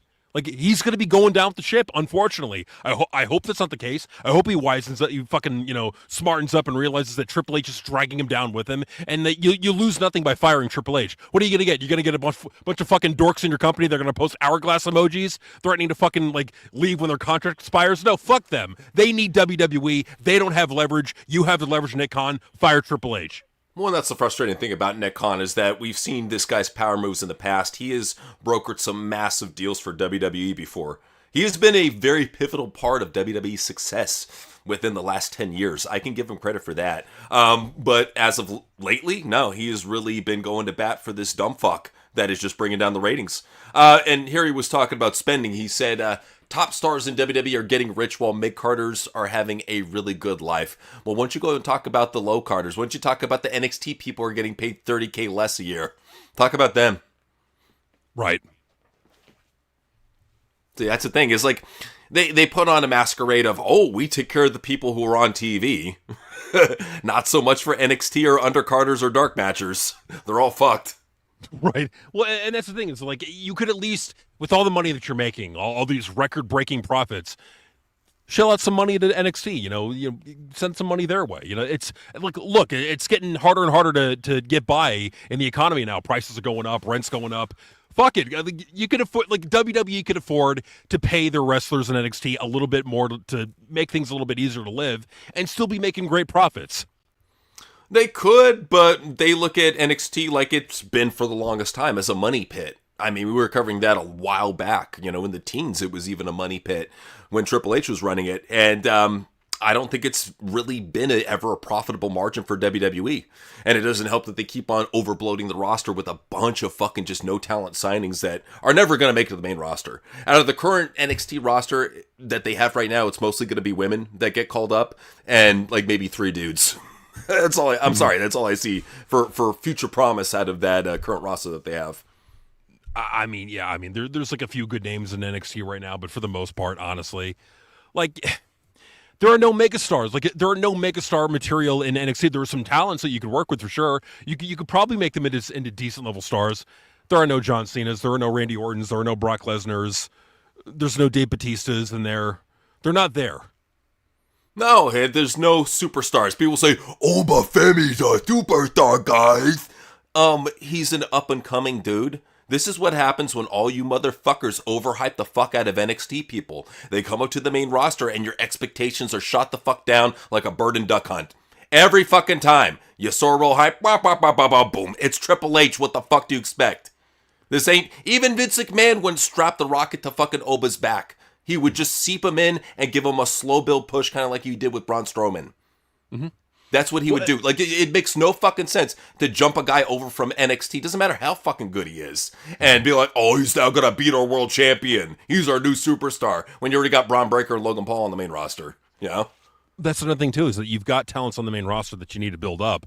Like Braun Breaker, like Logan Paul. And, you know, putting more people into the mix, what you're going to get is just a watered-down product. You're going to get a 50-50, an even more newer 50-50 product, if that makes any sense. It's like you know how Triple H books. Why do you have faith in his booking? You know what he's going to do. He told you there will be no megastars after John Cena. Well, not only that, but look at TKO. Look at how they do. If they think that something's going to better the company, they're going to make the right signing. That's why they're trying to get Speed a contract right now. They don't give a fuck what these marks think. They're all about celebrity right now. They can get a young influencer celebrity, kind of like Logan, but even younger and probably with more athletic promise, like High Speed. You better believe they're going to make a run for him. It doesn't matter if Triple H likes him or not. Well, and the thing with Triple H is that, you know, we say it all the time, but we got to keep saying it, is that TKO is loyal to the dollar. They're not loyal to Triple H. If Triple H is becoming an albatross around the company, he's gone. He's gone like that. He's gone. They will fire him. But it's not fantasy booking. But what I'm saying is that we know what TKO is all about. Right. Well, TKO, we don't exactly know what they were about it, to be quite honest, just because for a while there we thought TKO was going to do a lot to really bring up the value of not only WWE but UFC. I mean, we had these premonitions where we're like, oh, you know, TKO's going to do so good for them. But then TKO just started fucking just being penny pinchers and started really shitting the bed with UFC and WWE. So I don't know if we do know them, man. I don't know if we do know them as well as we think we do. I'm just saying. Who knows? Who knows what could happen? But Nick Khan, for sure, he's definitely doing all he can to protect Triple H. Even here, he revealed how Green Shirt Guy gets front row seats to WWE events. So Logan said, what's his deal? How does he always have a front row seat? Khan said, one of the sister companies of WWE and UFC is On Location, which is VIP hospitality and entertainment. He pays for his seats. He pays a premium through On Location, and that's why he's always in the front row. Logan said, I saw some lore that the Green Shirt Guy supposedly got struck during an event years ago by CM Punk, and to avoid him suing, the company gave him front row seats for life. Khan said, no, definitely not. Yeah, not like he's ever told the truth on these shows ever. Right. Good Lord. Well, it's just be honest, man. We know what's up. We know what's up. I mean, come on. Like, who the fuck can afford, who has that much money? Like, who the fuck is this Green Shirt Guy to where he's going to have that much money? Now, if he's a legit, mega millionaire, then okay, then that would explain it. But if he's not, how the fuck is he affording all these and he's been doing this for, well over a decade. This is not, something new. I have a request to any of our fans, even to Peter Promo, any of our fans who go to these shows and, record their experiences. If you happen to see any of the following front row celebrities, whether they be Green Shirt Guy, front row tranny, Mexican Bailey man, Brock Lesnar guy, if you happen to see any of these people, I want you to go and interview them. I want you to ask them how the fuck they afford these tickets. I want a candid camera on these motherfuckers. We'll put it on the news. We'll get it out there to the people. Because, there's so many wrestling fans out there that want to know. How the fuck are they affording all... like you said, Mexican Bailey guy, Green Shirt Guy. FRT. Are these... FRT? How are they affording all these fucking tickets? Are they legit millionaires? We're just wondering. We want the truth. We want the dirt that nobody else will cover. And this is one that has always bugged us because we see the same faces all the fucking time at these shows. And we know the prices of these tickets are astronomical. How the fuck are they affording it, man? That's all we're wondering. They'd have to be worth tens of millions of dollars minimum to afford this for well over a decade. These are not Green Shirt Guy Mexican Bailey guy, FRT. Like, these are not like Johnny come latelys. No, they've been going like front row to all these fucking WWE shows for well over a decade. Yeah, like, at least close to a decade. Like at least the last 8 years, I've seen them in live shows. I want, like, honestly, I would do an interview with the green shirt guy. Oh yeah, dude, I would go up to FRT. I'd be like, bro, we got to mix it up with you. I know you guys. You talk about me on your show. Hey, nothing but love from us to FRT. Okay, we got nothing against you. We just want to interview you. We just want to know, like, how are you affording all these tickets? What's really going on between you and Dolph Ziggler? We damn it, we need to know. Yeah, we just think you look like that dude from Typo Negative. Okay, it's nothing personal. So Triple H, he recently was saying that Roman Reigns is bigger than being a world champion following Survivor Series 2025. Is that why he's booked like a fucking mid-carder that you forget on the show most of the time? Is that what bigger than a world champion means? Let's it's not like subjective. We can literally look at the numbers, like the ratings. Roman Reigns, when he had that like dominant title streak, right? Mm-hmm. When he was on SmackDown or Raw, they would usually get 200 to 300,000 viewership bump whenever he was on. Without the title, Roman Reigns that we get now, you get no bump. Not at all. It shows you that every time, I mean, especially on YouTube, when you look at the numbers, anytime they get a pickup, it's because of 3 names as of late. John Cena, which they won't have anymore, Brock Lesnar, and Roman Reigns. That's, if they are ever going to get over 1 million views on YouTube, they have to have one of those 3. Now, one of those 2. And you can't have one of those 2 on a regular basis, just saying. And the thing with Brock Lesnar is that 1, he's like, 48 years old, and 2, you barely see him, so Triple H doesn't have much time to ruin him. True. I mean, with them being part-timers, they're here and there, mostly for build-ups for big events, not really these part-time shit shows. They'll probably come back around about mid-January, try to pick up the ratings heading into Rumble. But good luck with that. That's all I gotta say there. So Triple H said this on the post-Survivor Series show. I feel like this was the greatest PLE in 2025. Nothing else comes closer. Banger after banger. Okay, this guy, like, he's delusional. Nerd! He's delusional. Like, how many fucking fans were, like, ranting and shitting? Even JD, the biggest Triple H dick sucker that the world has ever known, even he shat on Triple H and the booking of that show. I couldn't believe, like, how far even JD went. Well, and the problem was that most of these podcasters were just focusing on the wrong thing. They were focusing on the shitty main event. We knew it was going to be a shitty main event. We could have told you how that main event went down on paper, and it went exactly down how we thought it did. The real thing was how badly John Cena was disrespected. That still sticks to me to this day. Here's the thing. I probably won't remember his last Raw match. I probably won't remember him getting squashed by Gunther. I will definitely remember him getting emasculated by 3 women in his biggest match at Survivor Series in San Diego. His former hometown. And we were making the argument back then, and I still stand by it, and of course you do, that was the worst thing to happen on that show, way worse than the main event, because no legends were ruined in the main event. No legends were emasculated in the main event. When you have John Cena getting moves done to him with no retribution at all, like he got retribution on fucking Fag Butthole and Blockhead Baylor. He got retribution on them. He got nothing on the women. It's so cocky. It was like Stephanie when she smacked people. Like, there was no, like, comeuppance.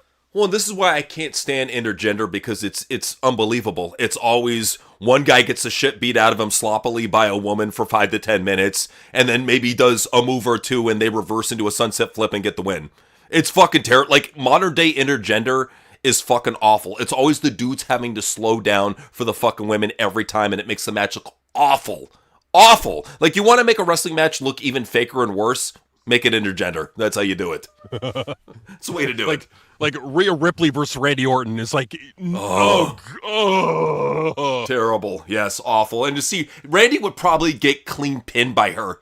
And then afterwards say, oh, she's such an amazing competitor. Yeah, Rhea's better than a lot of the dudes I've wrestled. Yeah, even better than Cena, yeah. And Triple H is like, listen to this right now. He's like, Rhea goes over clean on my nose. And then Randy sucks her clit after the match. Fucking brilliant. Hey, they already had Alexa Bliss stuff her muffin right in Randy's face. Better believe Rhea will do it too, just saying. Oh, you know. And like, if Triple H can ruin Randy Orton on the fucking way out, he's going to do it. He's ruining John Cena on the way out. Oh, he has a plan for all the veterans. Randy Orton, Brock Lesnar. I am waiting for, like, Gunther to, like, hospitalize Brock Lesnar, and that's his final send-off, is being, like, stretchered out of the building by Gunther. See, this is how dominating and amazing he is. As bad as that is, you know what I think he's going to do? What's that? To build him up, he's going to have Brock Lesnar do the honors to Bronson Reed on the way out. Can it get maybe Sami Zayn? Can it get worse than maybe? Oh no! I could get worse. Axiom. Have Axiom be the one to take out Brock Lesnar. What? Okay, Axiom was pretty bad, but Johnny Gargano with this fucking rip-off Paramore song, I think would just it. If you're Brock Lesnar, you might as well just cut your dick and balls off at that point. Call him back from NXT to beat Brock Lesnar, then send him back to NXT.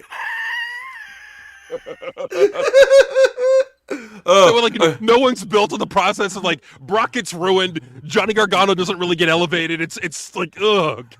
He's just back in a tag team, compete against some, like, shitty tag team in NXT the next week. Like it didn't even fucking happen. That's Triple H booking for you. But Gargano with, like, Ricky Starks and a fucking tag team.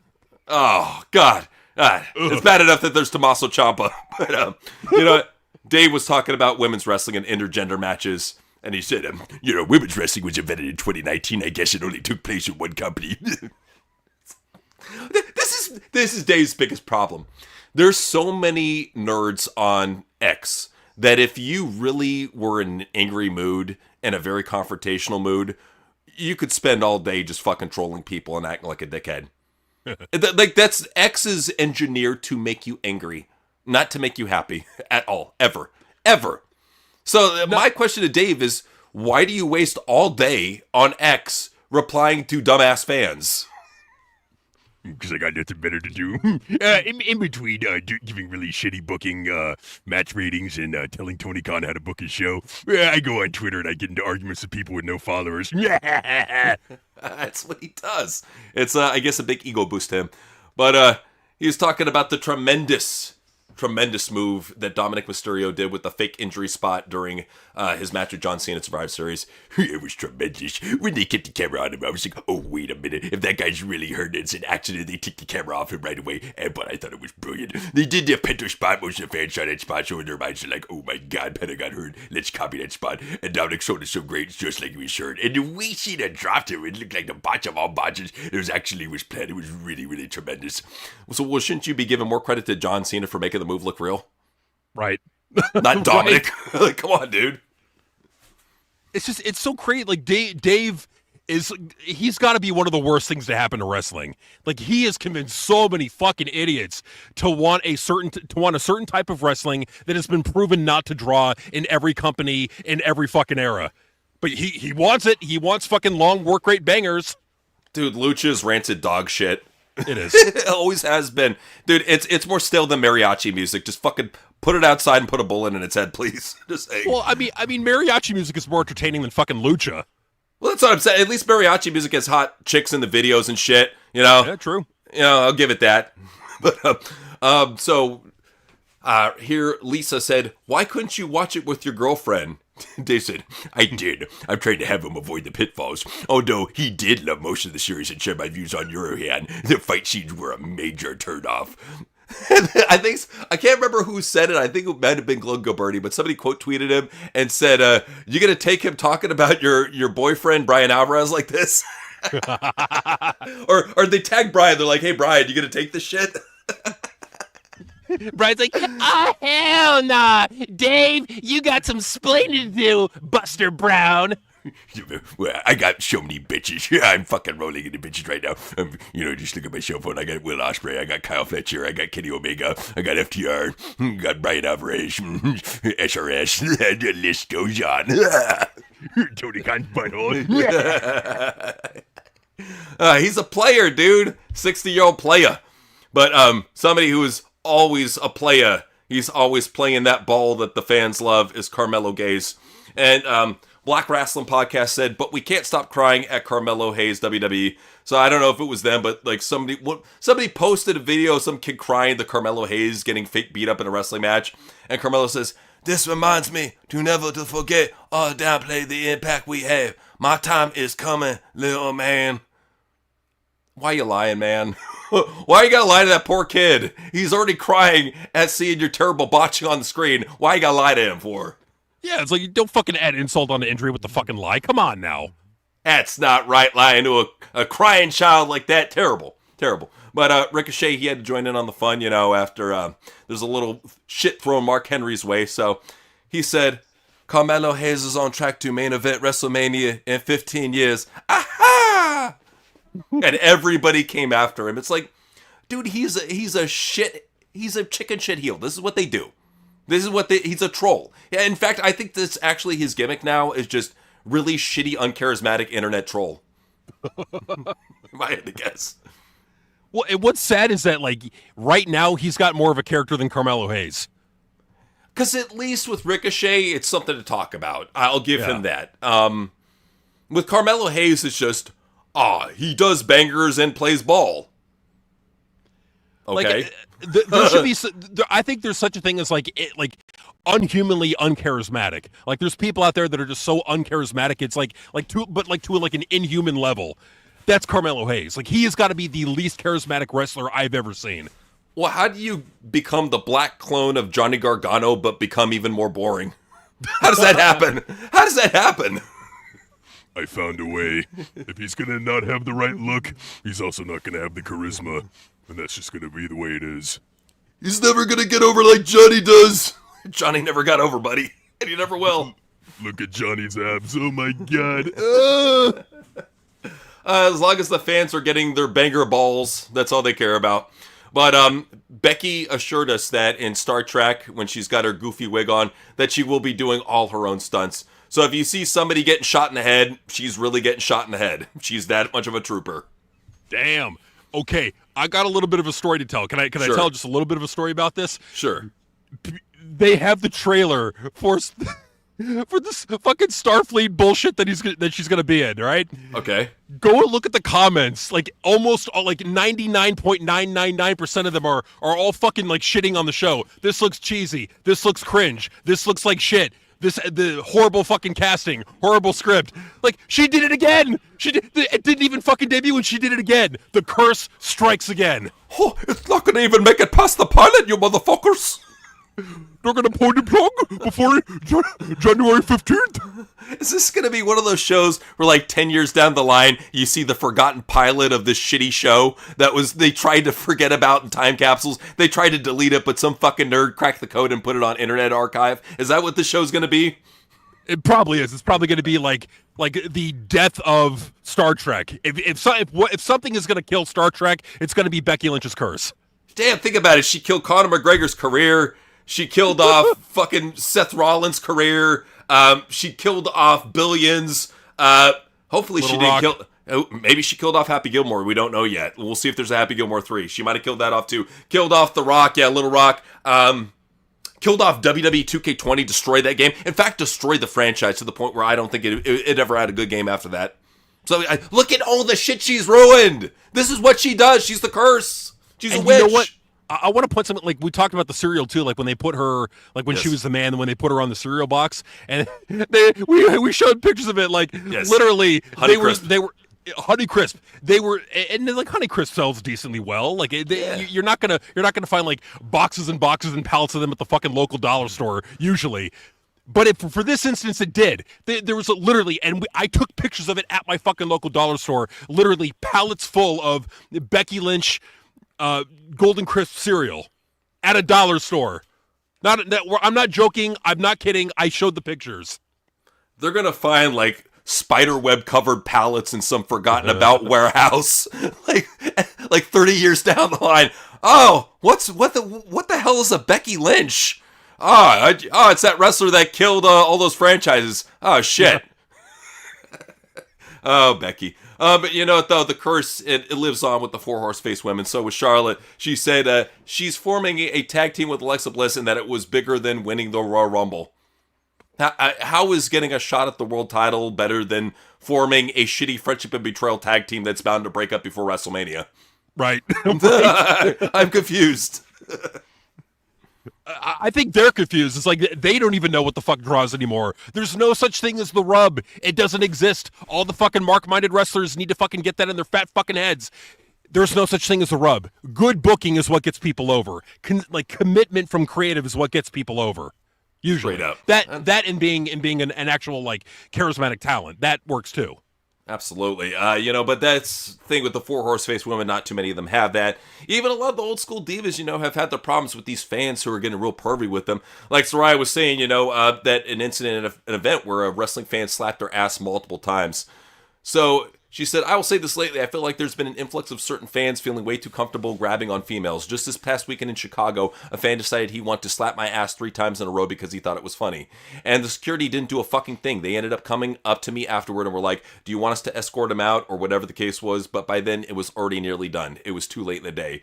They did give me a security guard in the end, and he was great, which is fine, but the fans are getting way too comfortable. This is the second time this year that a fan has touched me, tried to kiss me, and tried to slap my ass. It's just way too comfortable. I'm just wondering if they said SARS at the end. just saying. But no, it's you got to realize, especially big cities like Chicago, they have an influx of a lot of different people from across the world that bring their customs to the United States. A lot of them don't respect women and their boundaries. Just saying.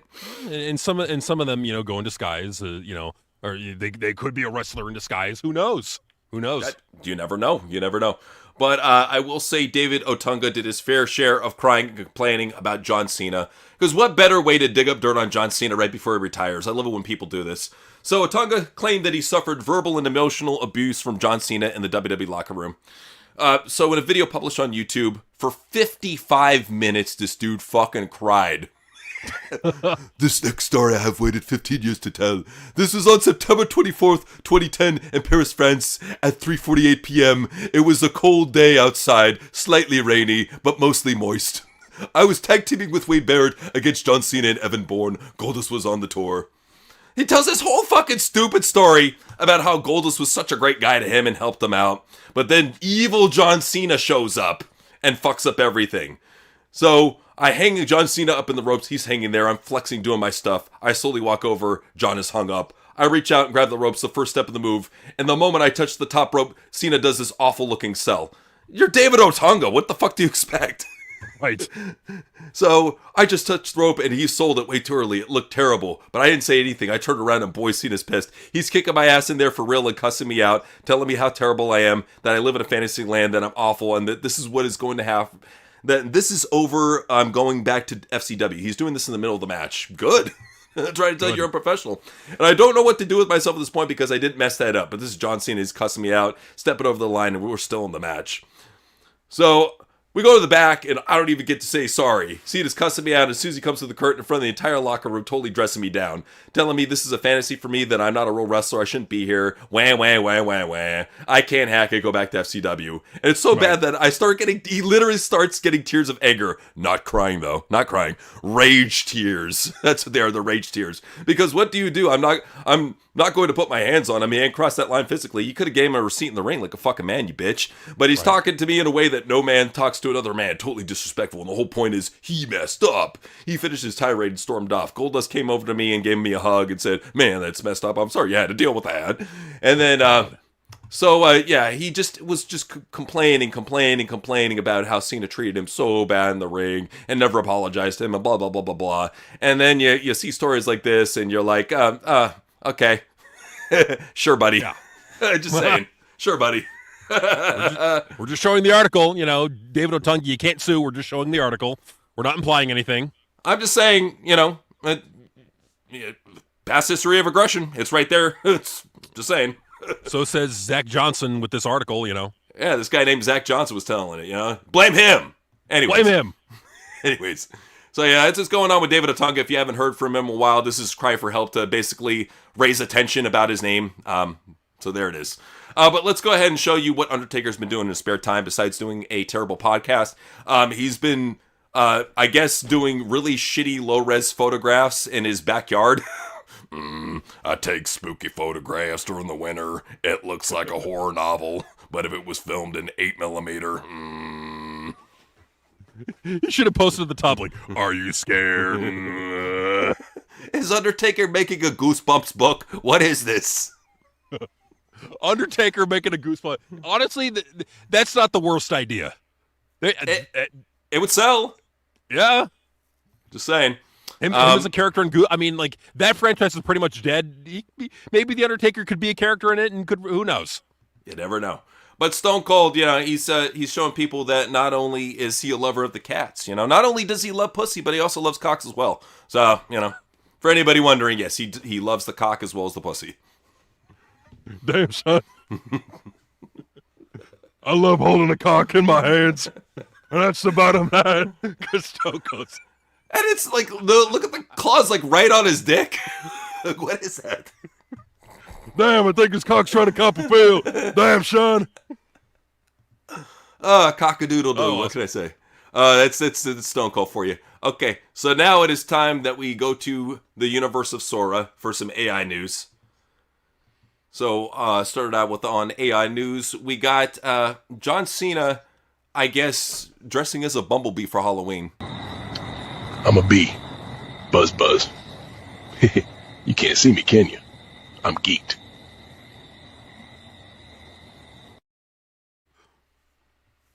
Why do kids talk like that? I don't know, but, like, John Cena's a bumblebee. Okay, I'm entertained, Yeah, I guess so. Yeah, it's cool. It's something. Though, I mean, aliens, they recently tried to get Nia Jax when she was in San Diego, but they found that with their tractor beam, not even they could pull her up. Step into the light. Not happening. Okay, maybe it is. Whoa. See, even they gave up. Like, fuck that shit.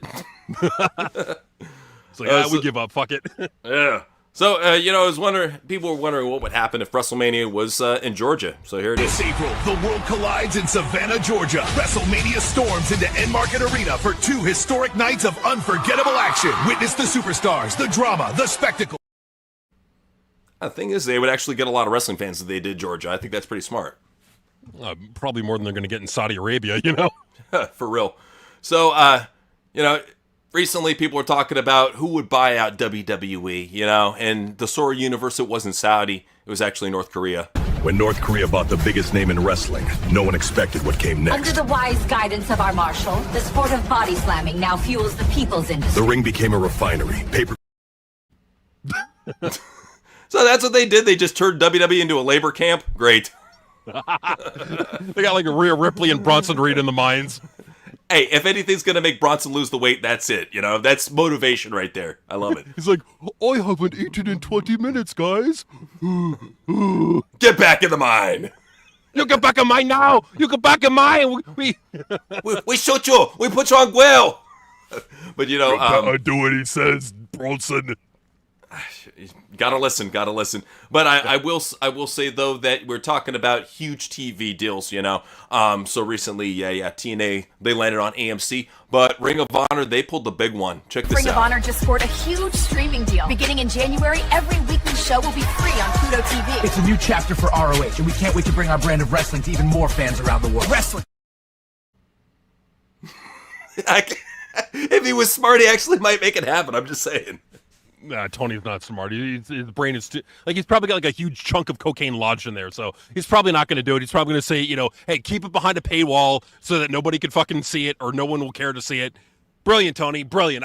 That is a brilliant way to market Ring of Honor.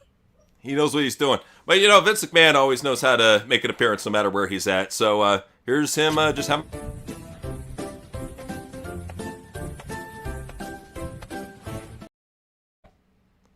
Vince is a happy man. He must have won the lawsuit. I'm thinking that he won it on the down low. They wanted to let it be out there. Hey, he won it, He's got a settlement with her, and it's all going to be over. And now he can buy WWE back with the Saudis and kick Triple H out and fucking, run things the way it should be. Damn it. I hope that's the case. We can only hope. But, we also had to see Sam Kinison come back in the Sora universe and call out Gunther for how awful he is. General! Huh? I've seen stones with more personality. I'm coming for you, big man. And when that bell rings, it's not going to be marching music you hear. It's going to be me right in your ear screaming, ah! And then you're going to fall. Fuck yeah. That's how you do it. Gunther could actually learn a thing or two from him. That's right. And I'd even go a step further. Damn it. Make Sam Kinison your fucking world champion. Fuck Hell Cody yeah. Rhodes. Fuck, man, Sam Kinison would rock that shit. Well, you know what, though? Another great legend that I'd love to see rock that shit modern time is Roddy Piper, but he's too busy doing reality cop shows. Let's move. He's running. Get down! Police! Ah! Hands behind your back right now. You chase the high, you get caught in the low. That's how it ends. Couple ounces of poison in the backpack, enough to ruin a block. Watch your head. One more off the street. Thank God Roddy Piper's there cleaning up the streets. Yeah. Dog the Bounty Hunter could learn a thing or two from Roddy Piper. That's how you do it. Straight up. Well, and another legend decided to appear on Hot Ones to see how spicy their wings are, and if he's too extreme for it or not. Here goes nothing. That's a big bite. Woo! That one's got a mean right hook. Son of a gun is hitting the ropes on me. Last stab, Terry. Think you got it in you? I'm still in the fight, brother. You should know Terry. You don't give up. You don't care if the caps are off his knees. He'll keep on going. Oh, yeah. Terry Funk can never give up. I mean, he could be, he could put up with if he could fucking deal with the hardcore match, like what we've seen in Stranglemania, he could put up some fucking peppers. Come on. Oh, hell yeah. Well, and you know what? We had to dig back to the archives of 1930 to find a match of Charlie Chaplin. Yes, he actually wrestled back in the day. Take a look. Springs like a cat, up, over, and right back to his feet. Chaplin's got springs in his boots tonight. Off the rope. Good heavens, a backflip. He hooks the head. Over goes the big fella. The little tramp's climbing high. He's on the top strand. Take off. Flying body. See, that's Lucha done right there. Yeah, I mean, it's more entertaining than Lucha. And, Dave, if he were honest, he'd be like, yeah, actually, Charlie Chaplin had more work rate in his left nut than Will Ospreay did in his entire fucking body. Yeah. He knows what's up, man. He does. You know what, though? I got to say, the indies have been a gold mine for botching. So here's a little collaboration clip of indie botches in the Soar universe. He's really going to do it. Oh, wait, here we go. Oh, through the table! You just flew off the roof like a missile. Big splash, that's wild. He got him off. Oh, no way. There's edge up the house. Oh, my God. Oh, tables, the barbed wire blew up. They're in shards and smoke. Someone check on This them. backyard just went nuclear. He's going to do it. From the roof. No way. Oh, my God. He crushed them. The table's gone. That was insane. Alive, folks. Both of them on. What a splash. Yeah, he's got him up. No way. From the roof. Everybody's his edge. Through the tables. They're exploding. Unbelievable. They're both down. Somebody check on him. Oh, my. He is not really about to jump from up there. No way. Frog splash off the roof. Through the table. One. He kicked out. He kicked out. Listen to this place. No way. He's not thinking this. On the roof. Razor's edge. Oh, my good Lord. The tables are gone. The whole yard just lit up. They're both broken, but he hit it. Damn. Damn. They get down over in the Soar universe, but it's time for our universe where the ratings are awful and they suck and they're garbage. We started out with the first one way back. We were talking about Raw and how it didn't even rank, but let's go ahead and refresh for the fans here, show you what happened. So, Monday, November 24th did not rank in the top 10. Only 9,612 tickets. Definitely not a sellout. No, not at all. I mean, it did not. This is the first time it did not rank in the top 10 since being on Netflix. Like, this is the first time that it has ever not ranked in the top 10. It's always, and we've been saying for a long time, like, as long as they're in the top 10, they're fine. Yeah, because they're paying $500 million a year for this. That's a lot of money. They're gonna want to see some growth, and if it's consistently not in the top 10, could this be the start of a fucking bad trend? It could, especially with a lot of stars set to leave. You know what they need back more than ever? This is what they need back. If you're going to have ratings, you're going to have it with Vince McMahon. Yes, the mystery man. It's right there. Bring it back. Money. Just saying. Yeah, I mean, if you really want to get people talking, it could be Vince McMahon as the mystery attacker. That'd be crazy. That'd be wild. Hell yeah. Well, let's go ahead and cover SmackDown. So, SmackDown 1.142. Ouch. Look at this. Damn. Very bad. Well, I'm telling you, man, they're getting close. Well, and just look at the fact, too, that it's Denver. Denver's a big city. They're not getting very big views at all for this shit. It's weird. No, it is weird. I mean, that's not good. And we've been saying for a long time, it's like they already dipped under 1 million once. The trend is that they'll hit that low number, and then that low number will become the norm over time as the numbers gradually go down. Like Eric Bischoff could shit on AEW, rightly so, for their ratings decline. You also got to be looking at SmackDown and their ratings decline, which is greater than anything AEW is experiencing right now. Exactly, especially the fact, too, that this is like the home network for WWE USA. And I'm sure even USA is embarrassed about it. They're doing their best to put on a smiley face, say that's why Cody's our champion. But I would think that they're probably more. I would say that they're upset, but not as much as ESPN is. I think that they're probably looking at, okay, shit, damn, we could play Big Bang Theory and it would do more than this. We could play fucking, what is it, Little Rock reruns and it would do better than this shit. Honestly, it probably would. Like, why are you paying all the money? Like, how valuable is it really to the advertisers? Because that's really what, like, that's why these TV stations are paying all that money, is that they're looking to make their money back on ad sales.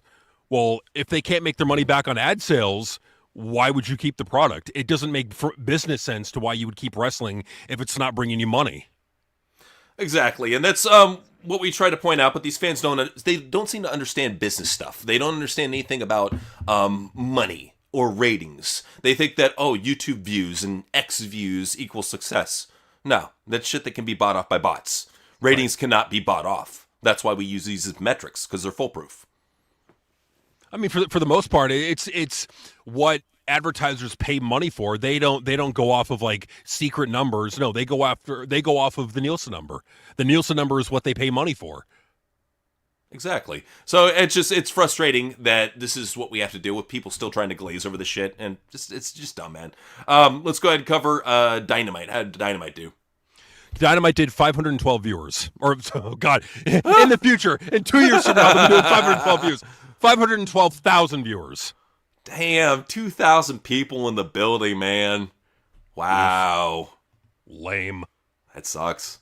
So this is the fucking what's it called? The Continental Classic. Yep, that boring bullshit that we had to fucking sit through. And that's the thing too. For anybody who thinks that regular tournaments are boring, no, round robin tournaments are even more boring, because the guy who you already saw get beat, he's not out of the tournament. He has to fight 2 other guys, and then at the end they tabulate who has the most points. It's nerd shit. It really is. It's just so lame. It's like, who would give a shit? Who genuinely gives a shit about the outcome of the fucking Continental Classic? Nobody. It's not going to do anything. It's just going to be some jobber to get a shot at the title and fucking lose. Who cares? Right. Who gives a shit? So right now I'm trying to look up the NXT rating. I don't think they put one out this week. I didn't see one. I've checked on WrestleNomics. The only numbers I could find are Raw, SmackDown, Dynamite, and Collision. That's crazy. Like, I wonder why they haven't been able to get that number out there.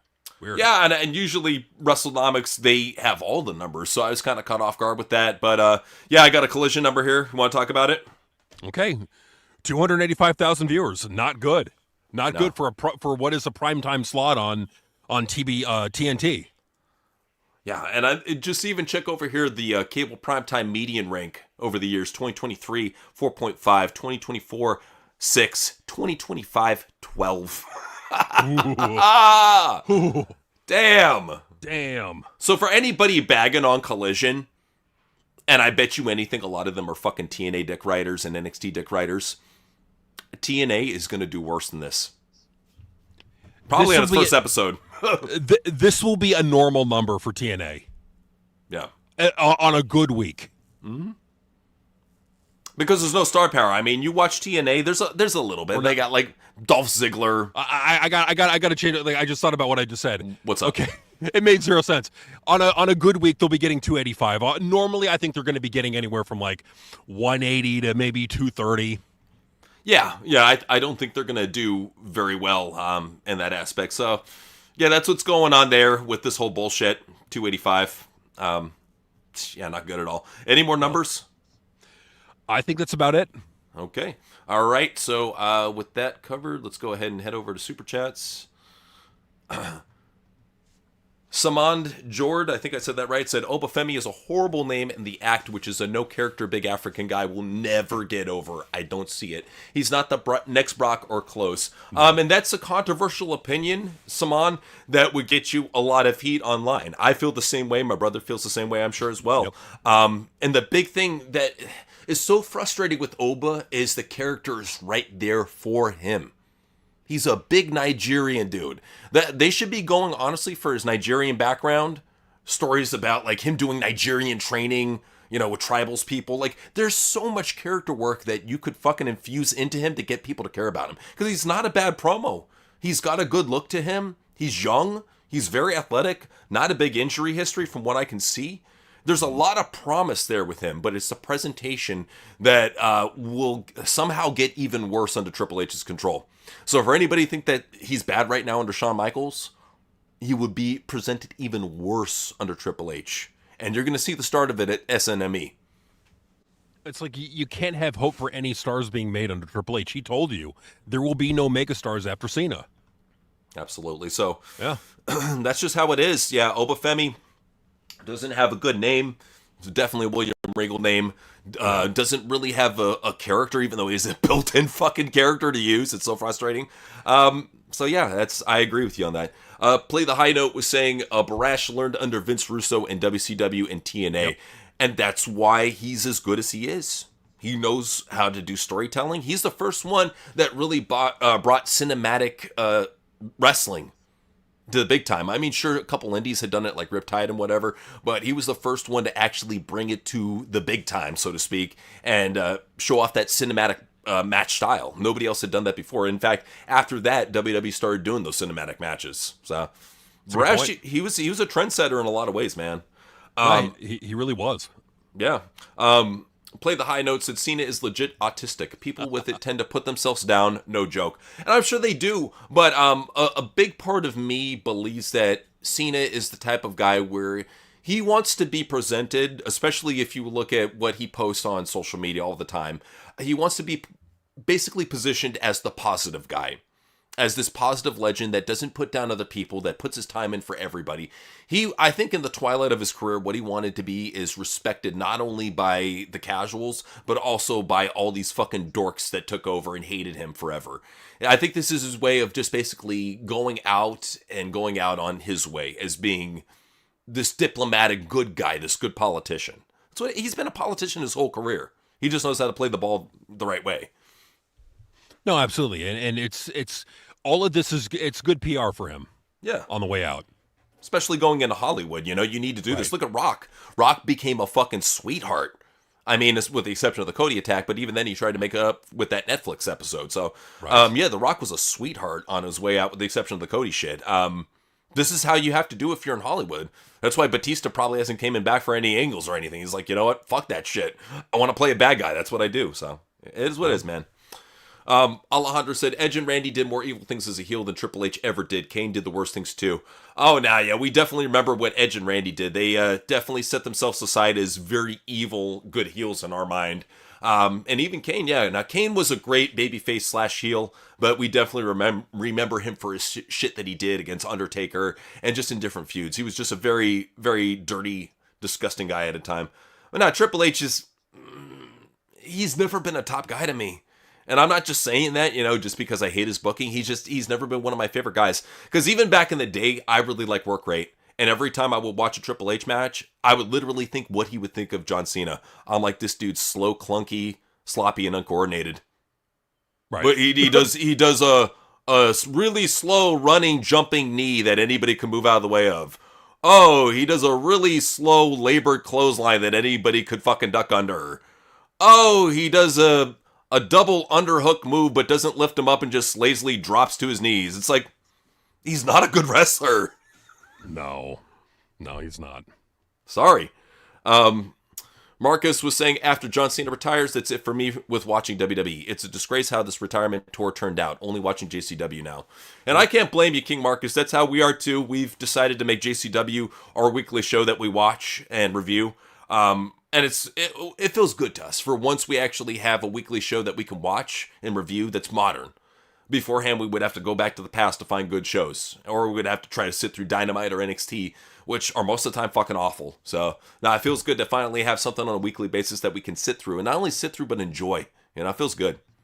Well, it really does, and it's good to actually have something to look forward to, you know. And like, and what also feels good too is that there are other veterans in the business that understand what draws, and they're not afraid to say it anymore. Because I feel like with Matt Hardy, he would have been probably would have been afraid to say that 5 years ago.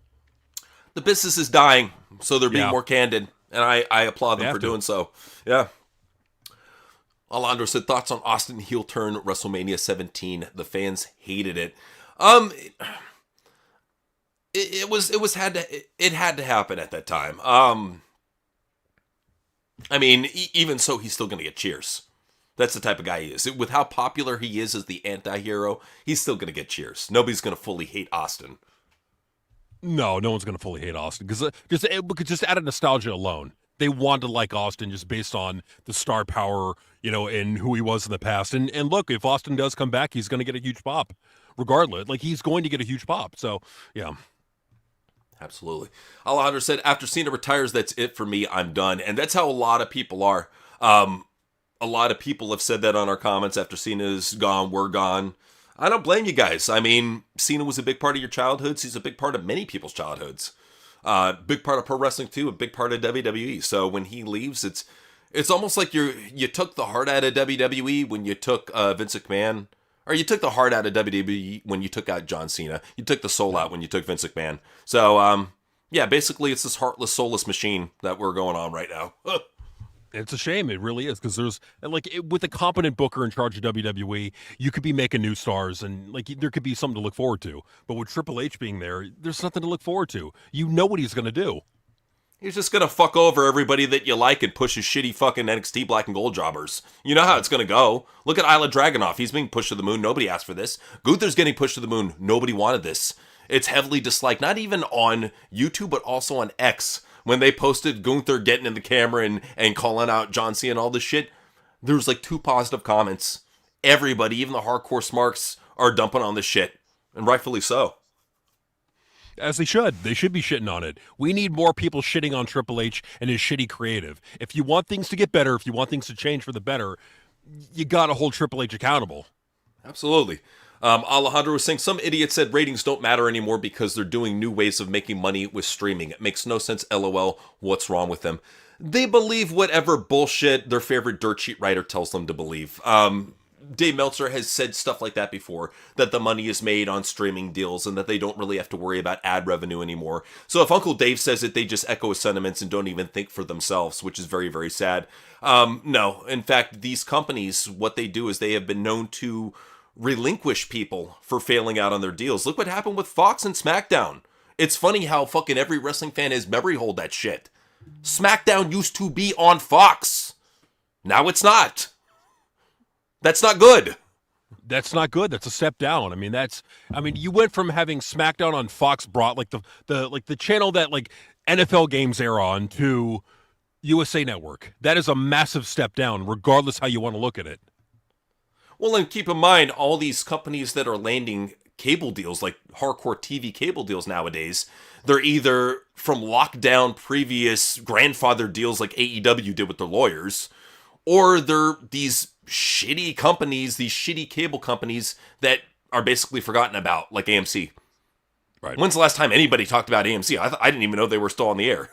I know, right? I mean, with The Walking Dead and Breaking Bad and everything else after that, and they know they're relevant, which is why they're having to sign a wrestling company like TNA to their product to have viewers retain. Sad, very sad. It's not going to work out too. Well, this is where these wrestling nerds get confused. They're like, oh, since they're on a big network, they're going to get millions of eyeballs. There has to be a demand for that. What they're going to get is the demand that they naturally have, which is probably about 100,000 people, if that. Maybe 150 on a good day. That's where their demand is. It's vastly overblown by the internet. Their base audience right now on Access is about 100,000. I would imagine that their base audience is going to increase when they go to AMC. So you're probably 200,000, I think, will be the base audience there. On a good week, they'll probably get 280. I just think it's going to die down real quick, man. Yeah, the hype is going to die. Well, especially when they see it's just all a bunch of NXT shitty black and gold bangers on that show now. It's literally a bunch of people you've never seen before just having long work rate matches. Oh, Leon Slater is wrestling Myron Reed for 45 minutes. Cool. It's the type of shit you see, man. So, MM Garza said, the pro-Palestine SJWs tried to boycott because of Noah Schnapp, who's a gay Jew that pro-Israel, but Stranger Things made highest viewership than ever. Well, and that's what they don't understand is you can't boycott something that is fire like this. Like Stranger Things, it's way too popular, especially with it being its last season. You're not gonna fucking cancel it. This show is on fire right now, dude. It's more popular. It's not. It's about as popular as it's ever been, even going out on its last season. Like, right. It could actually. It wouldn't surprise me if they did a Stranger Things movie within a year or two. Oh no, I think they very well could. I mean, with the amount of hype and the amount of interest in it, and the fact that Netflix has movies. I mean, they could produce a movie, no problem. But like for anyone who's saying that, like, oh well, that's an excuse for why Raw didn't make the top 10. No. There are 9 other shows. Well, okay, even if you want to include the Sean Combs documentary in there, okay, then there are 8 other shows that beat out Raw. Yeah, when a Baking War show is beating Raw, that's not good, folks. No. Ever. It's not even Christmas time yet. It's still like early December. Come on. But let's go ahead and talk about MM Garza. He said Noah Schnapp plays Will in Stranger Things. Oh yeah, no, we know who he is. For those that don't watch the show, it's it's heating up in its last season. So, yeah, you're not gonna cancel a guy, especially if he's Jewish and gay. Fuck that shit. Right. He's double protected. You fucked. Ain't gonna work out there. Ain't gonna work out, man. No. So King Marcus was saying, Noseman is a clown. This triple fraud responsible for destroying WWE's legacy. And it's so sad. We have never lived in a day and age when a company has been just decimated and destroyed, and people are just ashamed. Either ashamed or they're afraid to call out the one who's doing it. It's Road Dogg. It's TKO. It's those damn writers that Triple H hired. It's always somebody, but it's never Triple H. It's Shawn Michaels. It's probably fucking that Bruce Pritchard guy. It's Michael Hayes. Got to be Michael Hayes this time. It's always somebody. It's The Rock. The Rock is responsible for why the show sucks. Pushing all those Samoan guys. It's always something. It's always something then because they don't want to blame Triple H because he gave them NXT Black and Gold takeover bangers. No. You got to understand that what NXT Black and Gold was designed to appeal to was not going to appeal to a mainstream audience. It's a niche product. It lost almost every week to AEW in the ratings. Absolutely. Well, that's the most frustrating thing too is like when you look at a company like Black and Gold, there's really no reason for it to be as praised as much as it is because it's a failure. Even back then, we were covering that it was a money pit for WWE, and this is when they were working with Full Sail and using free interns to do all their production for them. The camera work, everything, even though in the arena, everything just about was free. All they had to pay for was the talent. And even then, it was a fucking money pit because the way Triple H was handling it. Right, and even then, like they were losing, I believe they're losing like $50 million a year, even back then. And think about it. That's with a tiny roster. NXT is like 3 times that now. Oh yeah, no. I mean, the costs have gone way up for NXT compared to what they used to be. Now they are making a little bit of money with this CW deal.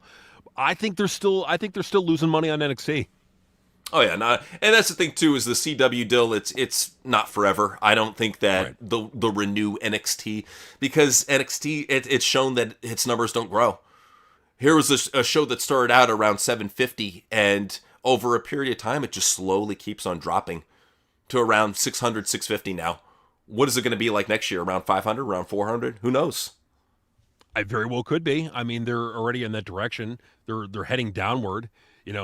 It's sad too because like there's definitely talents and potential in NXT right now, but again, like even Shawn Michaels is not like he's not even all that great in NXT right now. A lot of it has to do with the fact that I think that Triple H, you see his name on the end of the credits with those NXT shows. I personally feel that he is putting his shit touch on NXT, on Raw, and SmackDown, and maybe even TNA. All of them are just, they have that unwatchable Triple H garbage feel to them, Yeah. No, they have. So, just saying. I mean, if you've watched Triple H style for a while, like we did with NXT Sucks, we were the first one to catalog him being the worst booker of all time before anybody else. If you've seen his style for the longest time, you know how he books shows. You know how he does shit. He's a very petty, poor, terrible booker that likes to book really long matches to eat up time. Really does not like segments unless it's with his favorite people that can't cut promos. and really has this consistency for pushing people who he feels will earn him 5 stars over actually making stars. That's the thing, is he would rather earn 5 stars over making a star for his company. Isn't that frustrating? It is, because like it's all about him getting his way. It's about him having the power and exercising it. Okay, you can exercise the power all day long, but when business starts to go down and you're under pressure, we know what Triple H does under pressure. He crumbles and he fucking curls into a fetal position and sucks his thumb. We know what he does. He crumbles and cracks under pressure. He's a lightweight. Well, that's the thing too, is like he's going to jack himself off about, DIY and Fraxium and Motor's shitty machine guns getting 5-star matches over on SmackDown.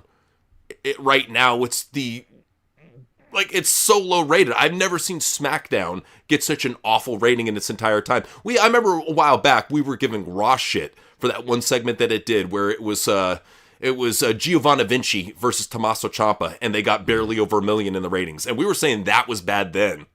Yeah, this is like the whole show now. Well, and you're noticing that the declines are getting worse and worse, faster and faster. They got to be careful, man. Like they think they're high and mighty and their shit don't stink right now. You better be careful, Triple H and Nick Khan. I mean, because this can go downhill really fucking fast if you lose the faith of the fans.